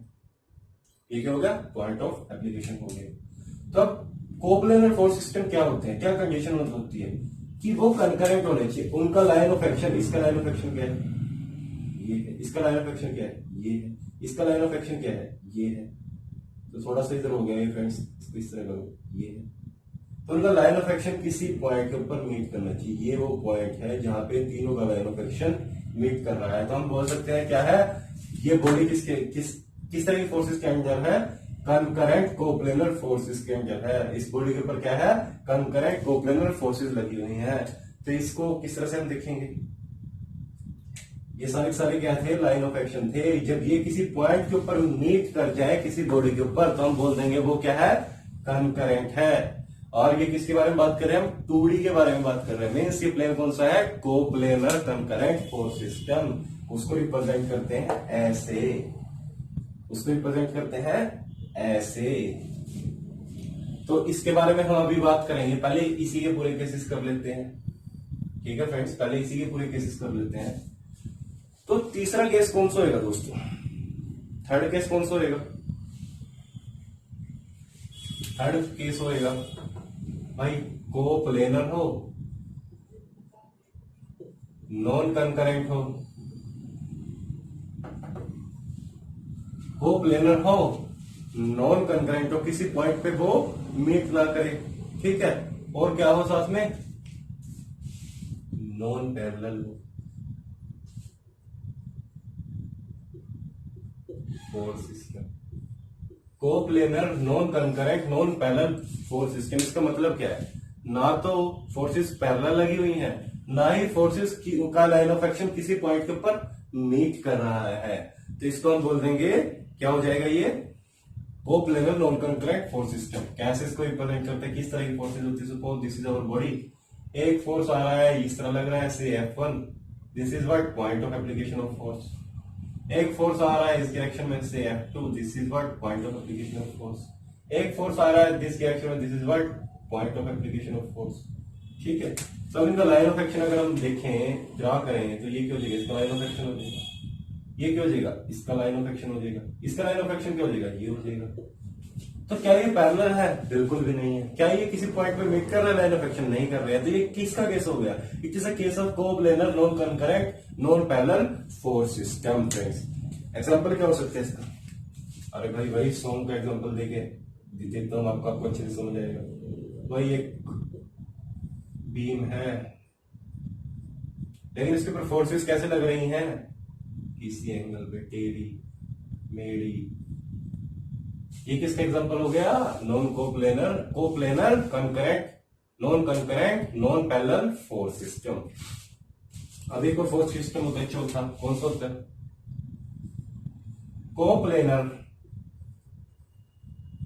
Collinear force system. Coplanar collinear force system. भाई कोलिनियर क्या चीज होती है,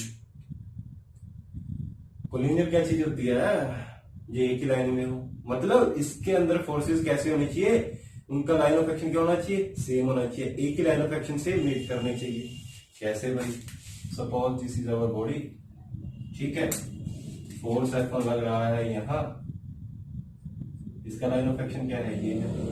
ठीक है, तो ये एक लाइन में कब होगी, कोलिनियर मतलब एक लाइन में होनी चाहिए, जब फोर्सेस लग रही हो क्या, इस तरह से उसी लाइन ऑफ एक्शन के ऊपर F2 से F3, बट उनकी डायरेक्शन में बी इन सेम सेंस और इन अपोजिट सेंस। डायरेक्शन क्या हो, सेम सेंस में, अपोजिट सेंस में हो। लेकिन अब ये क्या हो गए, कोप्लेनर कोलिनियर फोर्स सिस्टम हो गया।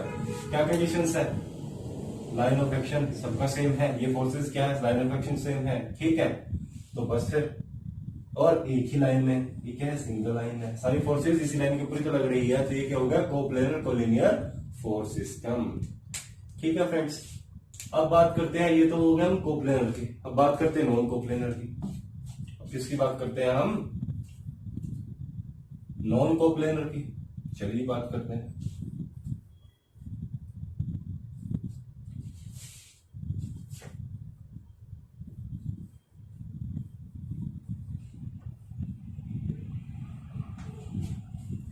अब बात कर देते हैं किसकी, नॉन कोप्लेनर। तो आगे क्या लगा देंगे, नॉन लगा देंगे, केस हो गया फर्स्ट। इसके आगे भी क्या लगा देंगे, नॉन लगा देंगे, केस हो गया सेकंड। सिमिलरली सभी जगह मैं चेंज कर देता हूं, पहले नॉन थर्ड, नॉन फोर्थ। ठीक है, केसेस लगभग सेम रहेंगे। ठीक है फ्रेंड्स, तो non coplanar parallel force system. अब सबसे पहली बात तो it is in 3D, it is non coplanar. तो सबसे पहली बात तो ये क्या है, एक स्पेस में डिफाइन होता है, मतलब इसके लिए हमें 3D चाहिए। तो 3D को रिप्रेजेंटेशन करने के लिए सबसे बेस्ट क्या चीज होती है, क्या एग्जांपल है सबसे best, cube. Cube is a true representation of 3D और not, friends, cube is a true representation of 3D और not, this is A cube. अब क्या बोलता है पहला, coplanar non coplanar parallel force system. क्या होना चाहिए, अलग अलग प्लेन्स में, हम कोप्लेनर के अंदर क्या था, सिंगल प्लेन था, एक ही प्लेन के अंदर फोर्सेस की बात करते थे 2D में। 3D में क्या है, अलग अलग प्लेन हो सकते हैं, तीनों प्लेन एग्जिस्ट कर सकते हैं, x y plane, y z plane, z x plane. ठीक है, तो अब ये फोर्सेस अगर सपोज F1 फोर्स यहां लग रही है, F2 फोर्स यहां लग रही है, F3 फोर्स यहां लग रही है। ठीक है, तो ये क्या हो गई, ये क्या हो गई, अलग अलग प्लेन्स के अंदर फोर्सेस लगी, पैरेलल है, ये सभी डायरेक्शन क्या है, पैरेलल है, ये सारी फोर्सेस एक दूसरे के पैरेलल है, पैरेलल है फ्रेंड्स, ध्यान से देखिए आप। ठीक है, बट प्लेन्स क्या है, अलग अलग है। इसका मतलब ये क्या हो गया, non coplanar parallel force system हो गया। अब non coplanar concurrent force system क्या होगा, भाई अलग अलग प्लेन में हो, लेकिन वो क्या करो, किसी पॉइंट के ऊपर उनका लाइन ऑफ एक्शन किसी पॉइंट के ऊपर मीट करे। कैसे रिप्रेजेंट करेंगे इसको? सबसे पहले क्यू बना लेते हैं भाई। ठीक है, क्यू बना लिया हमने। इसकी रिप्रेजेंटेशन क्या रहेगी? सपोज एक फोर्स जो है F1 यहां पे आ रहा है, एक फोर्स F2 यहां से आ रहा है, एक फोर्स F3 यहां से आ रहा है। उनका लाइन ऑफ एक्शन मीट कर गया है नहीं? उनका लाइन ऑफ एक्शन मीट कर गया है नहीं? Line of action meets at this a point, this a point. It means it is a case of non coplanar concurrent force system, non coplanar concurrent force system. अच्छा, non coplanar non concurrent force system को कैसे represent करेंगे? चलो कोशिश करते हैं इसको represent करने की। एक फोर्स F1 ऐसे लग रहा है, फोर्स F2 ऐसे लग रहा है, फोर्स F3 ऐसे लग रहा है, फोर्स F4 ऐसे लग रहा है।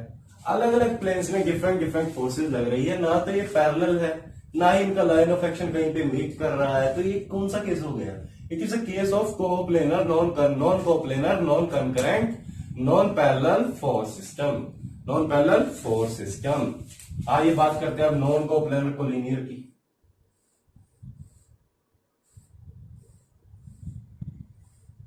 अब बात करते हैं नॉन कोप्लेनर कोलिनियर की। अच्छा, ऐसा कोई केस क्या रिलेटिव एग्जिस्ट करेगा? क्या लगता है आपको? नॉन कोप्लेनर कोलिनियर क्या कोई ऐसा एग्जिस्ट करेगा? भाई उनका लाइन जो है एक ही लाइन में होनी चाहिए, लेकिन प्लेन अलग अलग हो। नॉट पॉसिबल, पॉसिबल ही नहीं है ऐसा, बिकॉज इट बिकम्स कोप्लेनर।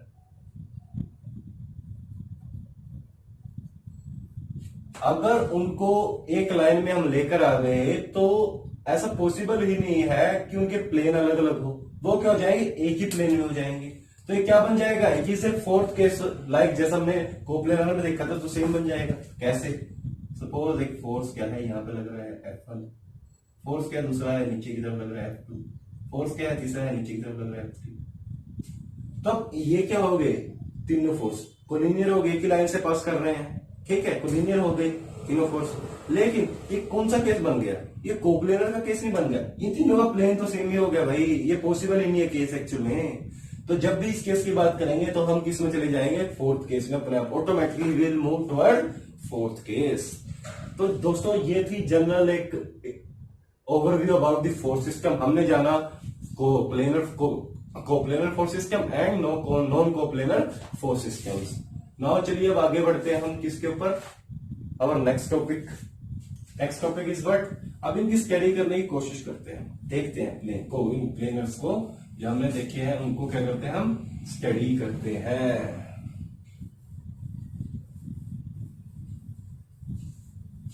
भाई engineering mechanics is not a difficult subject. Engineering mechanics मुश्किल नहीं है, इसको मुश्किल बना दिया जाता है। कैसे? रॉन्ग परसेप्शन से, गलत कंसेप्ट पढ़ के, गलत चीजों को लगा के इसको क्या कर दिया जाता है? मुश्किल बना दिया जाता है। वैसे एक बहुत इंटरेस्टिंग सब्जेक्ट है। हाँ, पता क्या होता है, एग्जाम के अंदर जब आपके सामने क्वेश्चंस आएंगे ना, जब एग्जाम में आपके सामने क्वेश्चंस आएंगे, तो अगर वो हल्का सा भी चेंज कर देगा ना, तो एक नया क्वेश्चन जनरेट हो जाएगा मैकेनिक्स के लिए। मैकेनिक्स के क्वेश्चन को सोल्व करने के लिए ना बहुत कुछ देखना पड़ता है। बहुत कुछ का मतलब, फोर्स लगी हुई है, फोर्स की कंडीशंस चेक करनी पड़ती है। इज इट इन मोशन और इक्विलिब्रियम, ये देखना पड़ता है। तीसरी बात, भाई मोशन भी किस तरह का मोशन है वो देखना पड़ता है। उस मोशन के ऊपर भी कई केसेस होते हैं, उनकी कौन सी कंडीशंस इस केस को सेटिस्फाई कर रही है वो देखनी पड़ती है। तो थोड़ा सा क्वेश्चन को शुरू करने से पहले देखना पड़ता है, अच्छे से ध्यान से समझना पड़ता है क्वेश्चन को, तभी उस क्वेश्चन को हम अप्रोच कर पाएंगे। एक बार क्वेश्चन आपने देख लिया, हाँ ये कंसेप्ट, ये फॉर्मूले इसके अंदर लगना है, आपको समझ आ गया, तो आप फटाक से क्वेश्चन करोगे। Generally engineering mechanics question lengthy नहीं होता, क्वेश्चन छोटा सा होएगा। बस क्वेश्चन को क्या चाहिए? समझ आना चाहिए। क्वेश्चन को क्या चाहिए? समझ होनी चाहिए आपके पास क्वेश्चन को समझने के लिए। ठीक है दोस्तों, तो चलिए आगे बात करते हैं हम हमारे पहले फोर्स सिस्टम की। वो क्या है? Coplanar concurrent force system. दोस्तों मैं आपको जो इंजीनियरिंग मैकेनिक्स पढ़ाऊंगा ना, वो बहुत कंसोलिडेटेड फॉर्म में पढ़ाऊंगा। और इतनी अच्छी पढ़ा दूंगा कि आप कभी मैकेनिक्स को भूल ही नहीं पाओगे, आप कभी मैकेनिक्स को भूल नहीं पाओगे। पता क्या है, मैकेनिक्स को आप जितना मर्जी पढ़ लो, मैकेनिक्स को जितना मर्जी पढ़ लो, जितने मर्जी इसके ऊपर लेक्चर्स दे दो, लेकिन एक्चुअल में मैकेनिक्स आपको आई या नहीं ये कब पता चलेगा, जब यू कैन डू प्रॉब्लम्स। जब आप प्रॉब्लम्स करोगे, अगर आपसे प्रॉब्लम्स बन रही है, जो कॉन्सेप्ट हमने सीखे अगर आप उनको अप्लाई कर पा रहे हो, then we can say that you are, आपको मैकेनिक्स आ गई, यू नो मैकेनिक्स। ठीक है फ्रेंड्स, तो चलिए अब बात करते हैं ये क्या बोलता है, coplanar concurrent force system.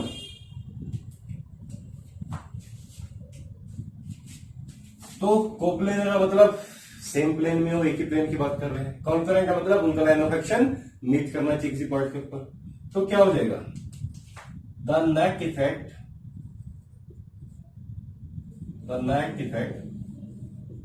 Of this force system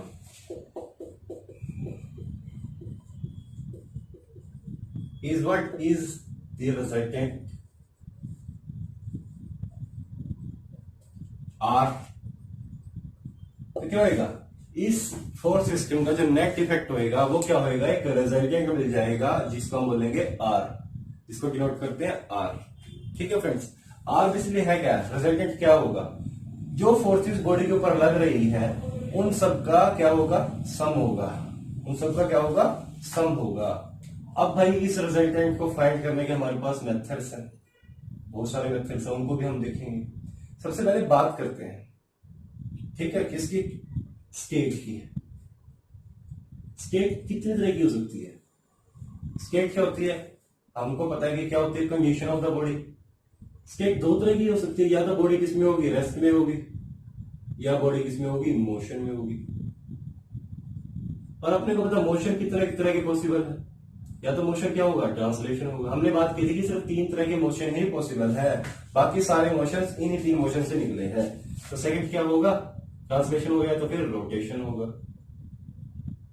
और थर्ड क्या होगा, translation plus rotation means general motion होगा, जनरल मोशन होगा। ठीक है, और ट्रांसलेशन रोटेशन को हम रिप्रेजेंट करते हैं टीआर से, हमको पता ही अच्छे से टीआर। ठीक है फ्रेंड्स, तो ये दो ही स्टेट जो है पॉसिबल है, या तो बॉडी किसमें होगी, रेस्ट में होगी, या बॉडी किसमें होगी, किसमें होगी, अपना मोशन में होगी। अच्छा जी, अब बात कर लेते हैं, जब बॉडी रेस्ट में है, बॉडी रेस्ट में कब होगी, बॉडी रेस्ट में कब होगी, जब जितनी भी फोर्सेस उसके ऊपर लगी हुई है उनका नेट रिजल्टेंट क्या हो, 0 हो। Means resultant must be 0, resultant must be 0, उनका रिजल्टेंट क्या हो, 0 तक। यार एक बात बताओ, एक बॉडी के ऊपर है ना, मान लो सपोज 3 फोर्सेस लगी हुई है अलग अलग डायरेक्शन के अंदर, वो बॉडी रेस्ट में, इट मीन्स वो तीनों फोर्सेस आपस में काउंटर बैलेंस कर रही है। कोई एक फोर्स किसी पर्टिकुलर डायरेक्शन में नहीं है ज्यादा, कोई भी रिजल्टेंट नहीं है, इसका मतलब क्या है, बॉडी किसमें है, इक्विलिब्रियम में है। Let's understand this, suppose this is our what, body, ये क्या है, हमारी एक बॉडी है, एक फोर्स लग रही है इस डायरेक्शन में F, एक फोर्स लग रही है इस डायरेक्शन में F2, F1, F, और एक फोर्स लग रही है इस डायरेक्शन में F2। हम कब बोलेंगे कि इसका रिजल्टेंट 0, मतलब बॉडी किसमें है, रेस्ट में है, कब बोलेंगे, जब F plus F1 plus F2 must be equal to 0। ये क्या चीज है तीनों का, ये क्या है, FR, रिजल्टेंट ही तो है इनका सम। ये 0 होगा तभी हम बोलेंगे बॉडी किसमें है, रेस्ट में है फ्रेंड्स। अच्छा, जब बॉडी किसमें ना हो, रेस्ट में ना हो, जब बॉडी किसमें ना हो, रेस्ट में ना हो, तो बॉडी किसमें होगी, मोशन में होगी। अच्छा, कोप्लेनर कंकरेंट फोर्स सिस्टम के लिए मुझे एक बात बताइए कि क्या रोटेशन पॉसिबल है, इज रोटेशन इज पॉसिबल, क्या रोटेशन पॉसिबल है, बिल्कुल भी नहीं है। क्या ट्रांसलेशन प्लस रोटेशन पॉसिबल है, नहीं है। क्यों नहीं है भाई, फोर्सेस कैसे लग रहे हैं, this is what our body, एक फोर्स इस डायरेक्शन में लग रही है, एक फोर्स इस डायरेक्शन में लग रही है, एक फोर्स से इस डायरेक्शन में लग रही है, उनका लाइन ऑफ एक्शन किसी पॉइंट के ऊपर मीट कर रहा है, उनका लाइन ऑफ एक्शन किसी पॉइंट के ऊपर मीट कर रहा है। अब ये बॉडी को क्या करवा पाएंगे, अगर ये क्या है, मोशन में है बॉडी, सपोज इसकी वैल्यू इन दो के कंपैरिजन में ज्यादा है, तो बॉडी क्या करेगी, इस डायरेक्शन में घूमना शुरू कर देगी, चलना शुरू कर देगी, ना कि रोटेट करेगी। रोटेट तो नहीं करेगी। क्या केस पॉसिबल है, only translation possible if resultant is but not 0, only translation case is possible. तो कोपलर कंकरेंट फोर्स सिस्टम के लिए अगर बॉडी मोशन में तो कौन सा केस पॉसिबल है? सिर्फ ट्रांसलेशन हो सकती है, बाकी कोई मोशन, रोटेशन और translation plus rotation, general motion possible नहीं है, पॉसिबल नहीं है, नहीं हो सकता। ठीक है फ्रेंड्स, नहीं हो सकता। तो ये दो केस क्या लिख देंगे हम, क्या है? Not possible. ये केस पॉसिबल नहीं है। ठीक है, अब ये रिजल्टेंट हमारा जीरो है, तो इसके लिए भी कुछ कंडीशंस होगी। कैसे? रिजल्टेंट जीरो कब होगा? जब net force in x direction is zero and net force in y direction is zero. भाई ना तो कोई फोर्स नेट एक्स डायरेक्शन के अंदर है, वो भी जीरो है, और वाई डायरेक्शन के अंदर भी जीरो है। हम बात कर रहे हैं प्लेन की, एक प्लेन के अंदर दो ही कोऑर्डिनेट एक्स और वाई, दोनों के अंदर अगर फोर्सेस हमारी जीरो है तो वी कैन से दैट हमारा नेट रिजल्टेंट जीरो है। बॉडी किसमें है? रेस्ट में है। बॉडी किसमें है? रेस्ट में है। तो ये दो क्या होगी हमारे पास? ये दो क्या होगी? Equilibrium equations. क्या होगी? Equilibrium equations means this two are our condition of equilibrium, condition of equilibrium. ये क्या होगी? कंडीशन होगी इक्विलिब्रियम में। किस केस में? कोप्लेनर कंकरेंट फोर्स सिस्टम के केस में। कोप्लेनर कंकरेंट फोर्स सिस्टम के केस में ये क्या होगी? हमारी इक्विलिब्रियम की कंडीशंस हो गई। यदि बॉडी रेस्ट में है तो दो एक्स डायरेक्शन में भी बॉडी की फोर्स जीरो होगी नेट, और वाई डायरेक्शन में भी जीरो की होगी। अगर नहीं है तो क्या होगा? किसी पर्टिकुलर डायरेक्शन में जिस तरफ क्या होगा? नॉन जीरो होगा मैग्नीट्यूड किसका? रिजल्टेंट का नॉन जीरो होगा, उस डायरेक्शन में बॉडी ट्रांसलेट करनी शुरू कर जाएगी। बॉडी ना रोटेट करेगी, ना ही translation plus rotation general motion करेगी। तो हमने क्या समझ लिया? ये कंडीशन हमें पता लग गई, ये कंडीशन हमें पता लग गई ना। आगे बढ़ते हैं। क्या एक बॉडी के कितने टोटल पॉसिबल मोशंस हो सकते हैं?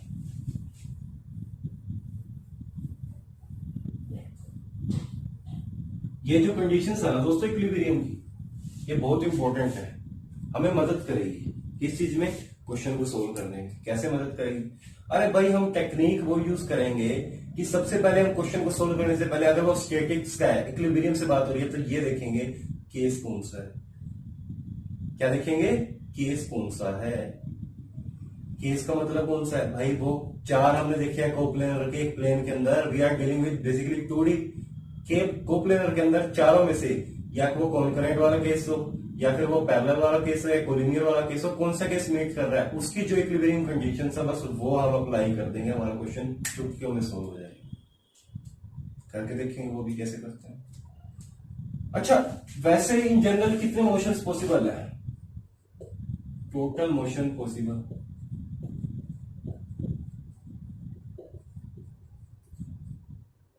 जब हम स्पेस के अंदर बात करें, 3D बॉडी के अंदर, 3D बॉडी का बेस्ट एग्जांपल क्या होता है? हमने बात की थी cube, this is A cube,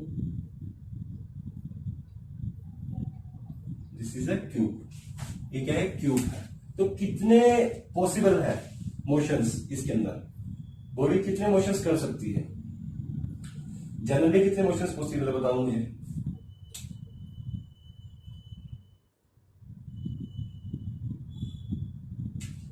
degree of freedom क्या चीज होती है? हमने थर्मोडायनेमिक्स में देखा था, हमने थर्मोडायनेमिक्स में भी देखा था डिग्री ऑफ फ्रीडम। वहां पे इसको बोल देते हैं it is a what number of independent variables required to fix the state of system.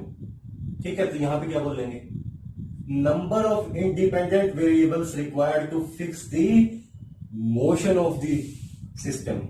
System मतलब motion of the body. Body के मोशंस को फिक्स करने के लिए कितने number of variables, independent variables हमें चाहिए, उसको बोल देते हैं हम degree of freedom. Degree of freedom in general degree of freedom क्या होती है?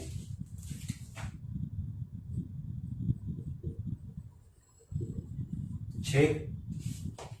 In general degree of freedom क्या होती है? 6। भाई जनरल वैसे किस तरह कितने हो सकते हैं? किस तरह कैसे सिस्टम मूव कर सकता है? कितने मोशंस पॉसिबल हो सकते हैं? या तो बॉडी एक्स डायरेक्शन में ऐसे मूव करना शुरू कर दे, या बॉडी क्या कर दे वाई डायरेक्शन में मूव करना शुरू कर दे, या बॉडी जेड डायरेक्शन में मूव करना शुरू कर दे। मूव का मतलब ओनली ट्रांसलेशन, मतलब 3 तो ट्रांसलेशन के केस पॉसिबल है और 3 ही रोटेशन के केस पॉसिबल है जनरल में। कैसे?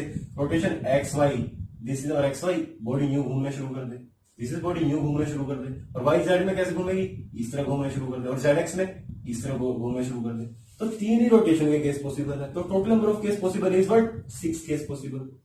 कितने केस पॉसिबल है? 6 केस पॉसिबल है। अच्छा मुझे एक बात बताओ, प्लेनर के, ये तो बात थी किसकी? स्पेस की। किस कौन? इन जनरल मीन्स स्पेस के अंदर। अब 2D की अगर बात करें हम, इन प्लेन की बात करें, plane means 2D।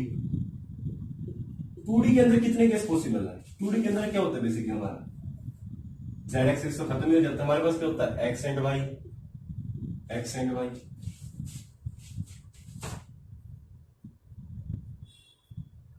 Degree of freedom पता लग गया वो क्या होता है कि कितने मोशन पॉसिबल है। ठीक है, हमने देख लिया। एक्स एंड वाई हमारे पास 2 ही होते हैं 2D के अंदर।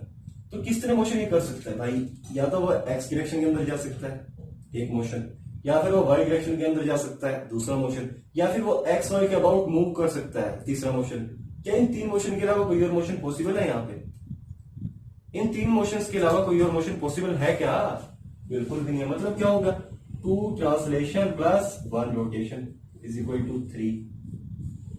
3 ही तो केस पॉसिबल है, 2 ट्रांसलेशन 1 रोटेशन। तो जब हम प्लेन की बात करेंगे, 2D की बात करेंगे, तो 3 पॉसिबल केस है कि 2D के अंदर बॉडी मूव कर सकती है।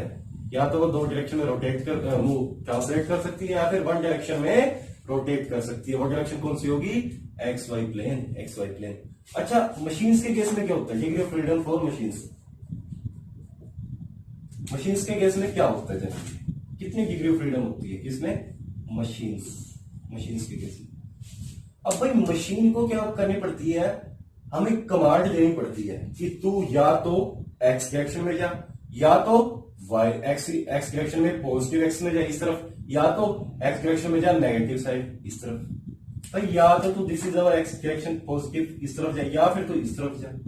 We have to apply the command to the machine that it will move on the right side or whether on the left side. So we have give it 2 coordinates, हमें उसे 2 coordinate देने पड़ेंगे। तो मतलब यहाँ पर कितने केस पॉसिबल हो गए? एक्स के अंदर 2, वाई के अंदर 2, जेड के अंदर 2। तो टोटल कितने ट्रांसलेशन पॉसिबल है इस केस में? मशीन के अंदर 6 ट्रांसलेशन पॉसिबल है। 6 ट्रांसलेशन में बॉडी मशीन मूव करेगी, या तो एक्स में जाएगी, वाई में जाएगी, जेड में जाएगी, ऊपर नीचे इस तरह से। ऐसे ही प्लस 6 ही रोटेशन पॉसिबल है। भाई बॉडी इस तरह से मूव कर सकती है, और बॉडी इस तरह से मूव कर सकती है। इस तरह मूव करेंगे अलग कमांड दी, इस तरह मूव करेंगे अलग कमांड दी। ऐसे ही तीनों केस में पॉसिबल है। समझ रहे हो? तो 6 ही रोटेशन पॉसिबल है। तो टोटल केस कितने हो गए? 12 केस पॉसिबल है। मतलब डिग्री ऑफ फ्रीडम कितना हो गया? 12 इन केस ऑफ मशीन्स। मशीन्स के केस में क्या हो गया? 12। ठीक है, तो ये जो जनरल हमने बात की थी, ठीक है, कि कितने मोशन पॉसिबल है 3D और 2D में। और हम बेसिकली ज्यादातर डील किसके साथ करते हैं friends? We are deal on 2D bodies. 3D के साथ डील क्यों नहीं करते? Because it is difficult to analyse 3D on a white board. Study करने के लिए 3D व्हाइट बोर्ड के ऊपर डिफिकल्ट है थोड़ा सा। 3D के लिए हम क्या यूज करते हैं? कंप्यूटर्स का यूज करते हैं। देखो आपने बहुत सारे सॉफ्टवेयर है 3D सॉफ्टवेयर, उसके अंदर बेसिकली हम करते क्या है? एनालिसिस करते हैं किसी बॉडी की इन 3 डायमेंशंस। 3 डायमेंशंस में एनालिसिस करते हैं। ओके, तो अभी तक हमने क्या जाना? फोर्स क्या होती है, फोर्स सिस्टम क्या होता है, ये सब कुछ हम जान चुके हैं। तो अब बहुत सारे साइंटिस्ट आए हैं फ्रेंड्स, बहुत सारे साइंटिस्ट आए हैं। उन्होंने क्या बोला है कि मैं अपने अपने तरीके दूंगा फोर्स की प्रॉब्लम्स को सोल्व करने के लिए। तो एक साइंटिस्ट क्या आया, उसने क्या दिया? एक लॉ दे दिया, जिसे हम बोल देते हैं क्या? Parallelogram law. एक साइंटिस्ट क्या आया जिसने एक लॉ दे दिया जिसे हम बोल देते हैं पैरेललोग्राम लॉ। ये क्या होता है भाई? देखते हैं पैरेललोग्राम लॉ क्या होता है, हम देखते हैं अच्छी तरह। उसने बोला कि मेरा जो लॉ है ना पैरेललोग्राम लॉ, ये वैलिड है किन कंडीशंस में?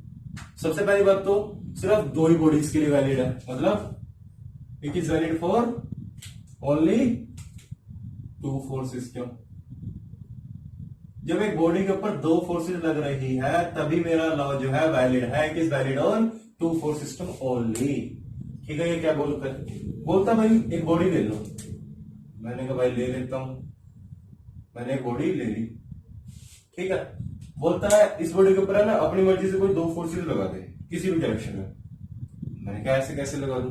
कह रहा लगा के तो देख। मैंने चल भाई लगा देता हूँ। मैंने कहा कि एक फोर्स मेरी जो है वो इस डायरेक्शन में लग रही है, लेट अस से व्हाट, F1, और एक फोर्स में बोल देता हूं मेरी क्या है, इस डायरेक्शन में लग रही है, लेट अस से F2। भाई एक फोर्स मेरी उस डायरेक्शन में लग रही है और एक फोर्स मेरी इस डायरेक्शन में लग रही है। मैंने क्या कर दिया, दो फोर्सेस डिफाइन कर दी। ठीक है फ्रेंड्स, अब क्या करूंगा मैं, अब मैं क्या करूंगा, अब पैरेललोग्राम क्या बोलता है, भाई तूने अपनी फोर्सेस लगा दी, मैंने लगा दी, ये क्या मेरा पॉइंट ऑफ एप्लीकेशन है, ये क्या मेरी बॉडी है। ठीक है, अब बोलता है अब है ना मेरे को फॉलो कर, देख मैं क्या कर रहा हूं। हाँ क्या कर रहा है भाई, कह रहा मैं इसको सोल्व कर दूंगा फोर्स सिस्टम करके दिखा। बोलता है ऐसा कर तू, इस पॉइंट से ये जो तेरी फोर्स है ना, इसका जो मैग्नीट्यूड है, बेसिकली क्या रिप्रेजेंट कर रहा है, मैग्नीट्यूड, और ये क्या रिप्रेजेंट कर रही है, डायरेक्शन। डायरेक्शन तो हमने लिखी नहीं इसकी भाई, हमने क्या करा, जब भी हम फोर्स को डिफाइन करेंगे उसको प्रॉपर तरीके से करेंगे।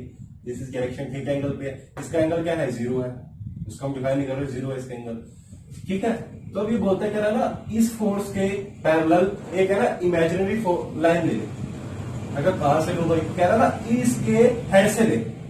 मैंने कहा ठीक है भाई ले ले, तो हमने क्या ले ली, एक इमेजिनरी लाइन ले ली, किसके पैरेलल, इसके पैरेलल। अब बोलता है एक काम और कर दे।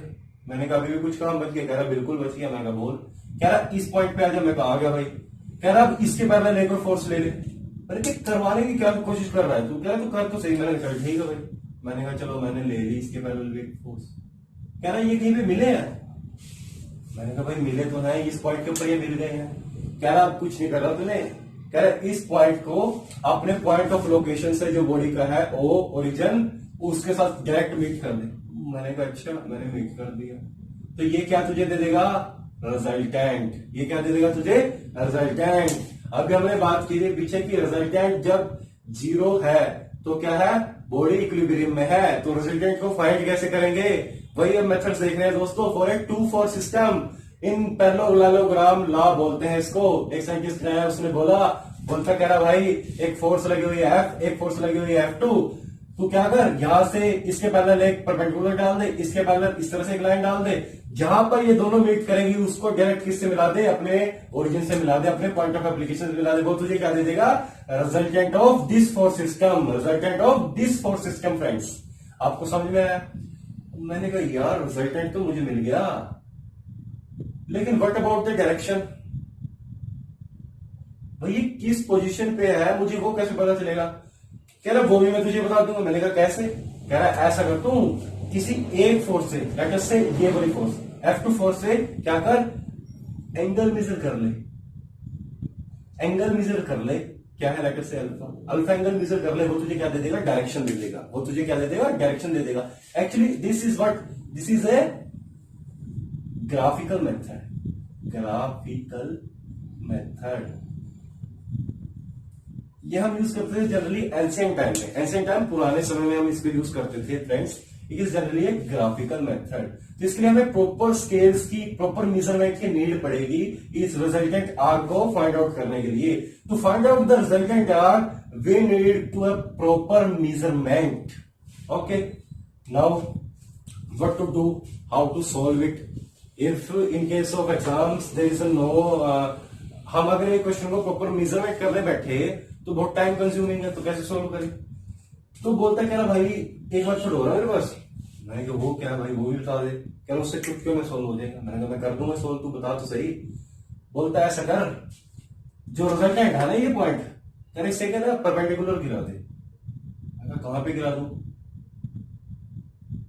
This is line of action of this force.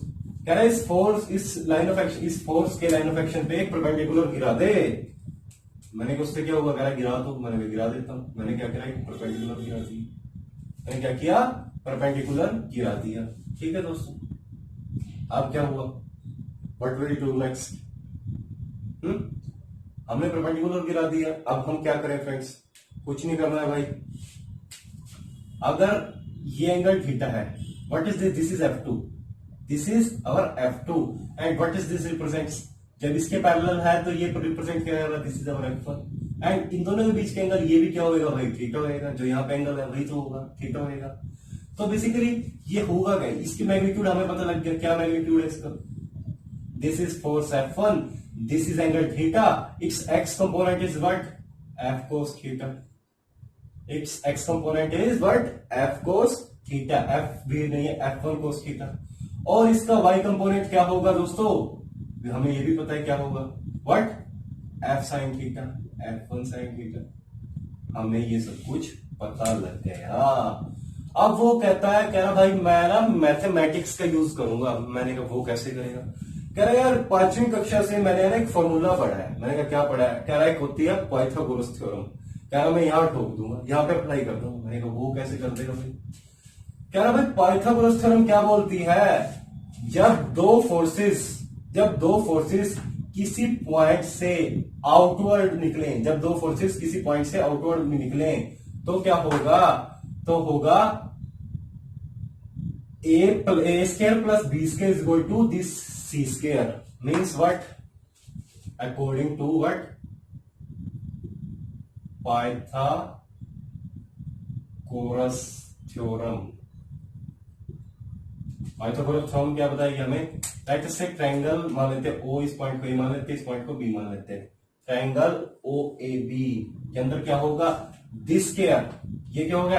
F2 plus F1 cos theta. पूरा तो यही होगा मैग्नीट्यूड ए तक whole square plus this square F1 sin theta का whole square must be equal to what? This square. This is what? Our resultant. This is what our resultant. So from here we get the value of resultant. क्या होगी? under root of what? F2 plus F1 cos theta whole square plus F1 sin theta whole square. ये क्या गया? हमें resultant मिल गया. हमें मिल गया resultant. This is our answer. ऐसे हम फाइंड आउट कर लेंगे resultant. तो बोलता ठीक है यार, तूने बहुत अच्छा मेथड बताया है, तो इसका रिजल्टेंट तो हमें मिलेगा, मैं इसकी डायरेक्शन कैसे निकालूं? How we can find out the direction? मैंने कहा भाई इसमें भी क्या चिंता वाली बात? मैंने कहा इसमें भी क्या चिंता वाली बात है? मैंने कहा ये तेरी बॉडी है ना. वो मुझे बोलता है ये तेरी बॉडी है ना. मैंने कहा हाँ भाई ये मेरी बॉडी है. यार तो क्या कर फिर तू? बॉडी के ऊपर जितनी फोर्सेस लग रही है ना एक्स डायरेक्शन में, this is our x direction, this is our y direction. Body के ऊपर जितनी भी फोर्सेस लग रही है एक्स डायरेक्शन में उन सबको इकट्ठा कर ले. लेट अस से Fx, लेट अस से Fx. और बॉडी के ऊपर जितनी भी फोर्सेस लग रही है वाई डायरेक्शन में उन सबको इकट्ठा कर ले. लेट अस से Fy, लेट अस से Fy. Now what is this? These are the forces in x direction, these are forces in y direction. तो रिजल्टेंट क्या होगा? तो फ्रेंड्स रिजल्टेंट क्या होगा? रिजल्टेंट होगा व्हाट? भाई अकॉर्डिंग टू पैरेललोग्राम का इसको इस तरह लेके जाएंगे, इसके परपेंडिकुलर उठाएंगे, इसके परपेंडिकुलर उठाएंगे. This will be what? Resultant R. This will be what? Resultant R. This will be what? Resultant R. How to find out the resultant?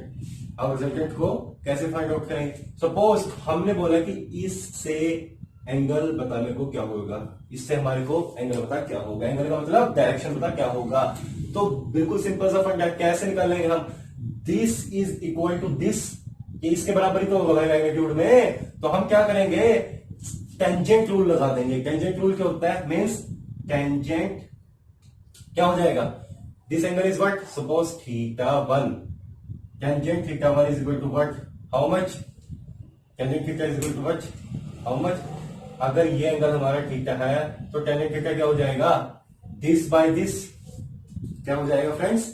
This by this. Means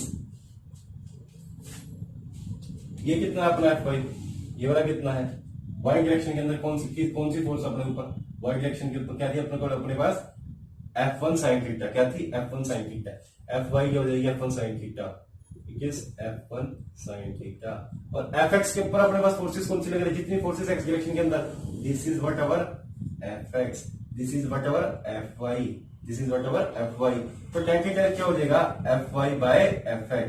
Fy by Fx मतलब F1 sin theta is equal to F2 plus F1 cos theta. यहां से हमें क्या मिल गया? यहां से हमें क्या मिल गया फ्रेंड्स?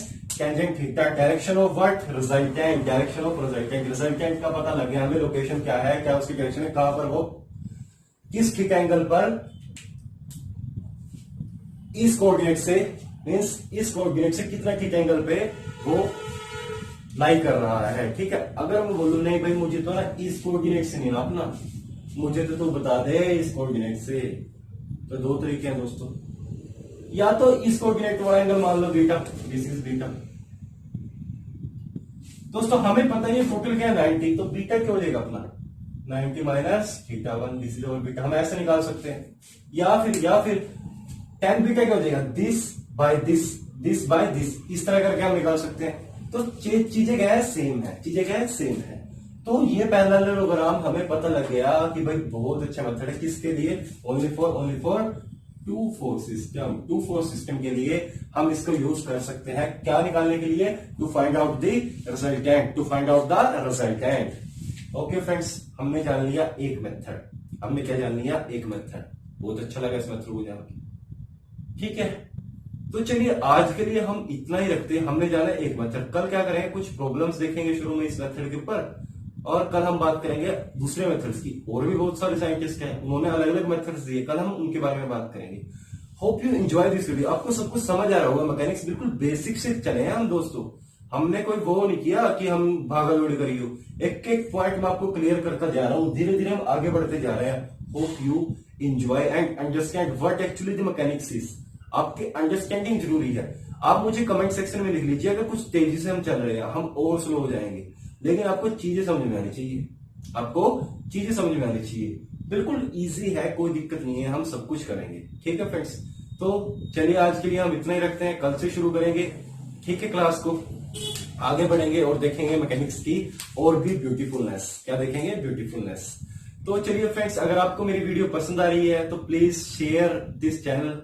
हमारे चैनल को जितना आप शेयर करेंगे फ्रेंड्स, उसमें क्या है, आपका भी कुछ बेनिफिट है, आपका भी कुछ बेनिफिट है। क्यों, number of peoples are joint our channel, first of all they enjoy the free education, free education उन्हें मिलेगी। ठीक है, तो वो आपको दुआएं देंगे, क्या देंगे, दुआ देंगे। एक्चुअली इस लाइफ में थोड़ी सी दुआओं की ज्यादा जरूरत रहती है।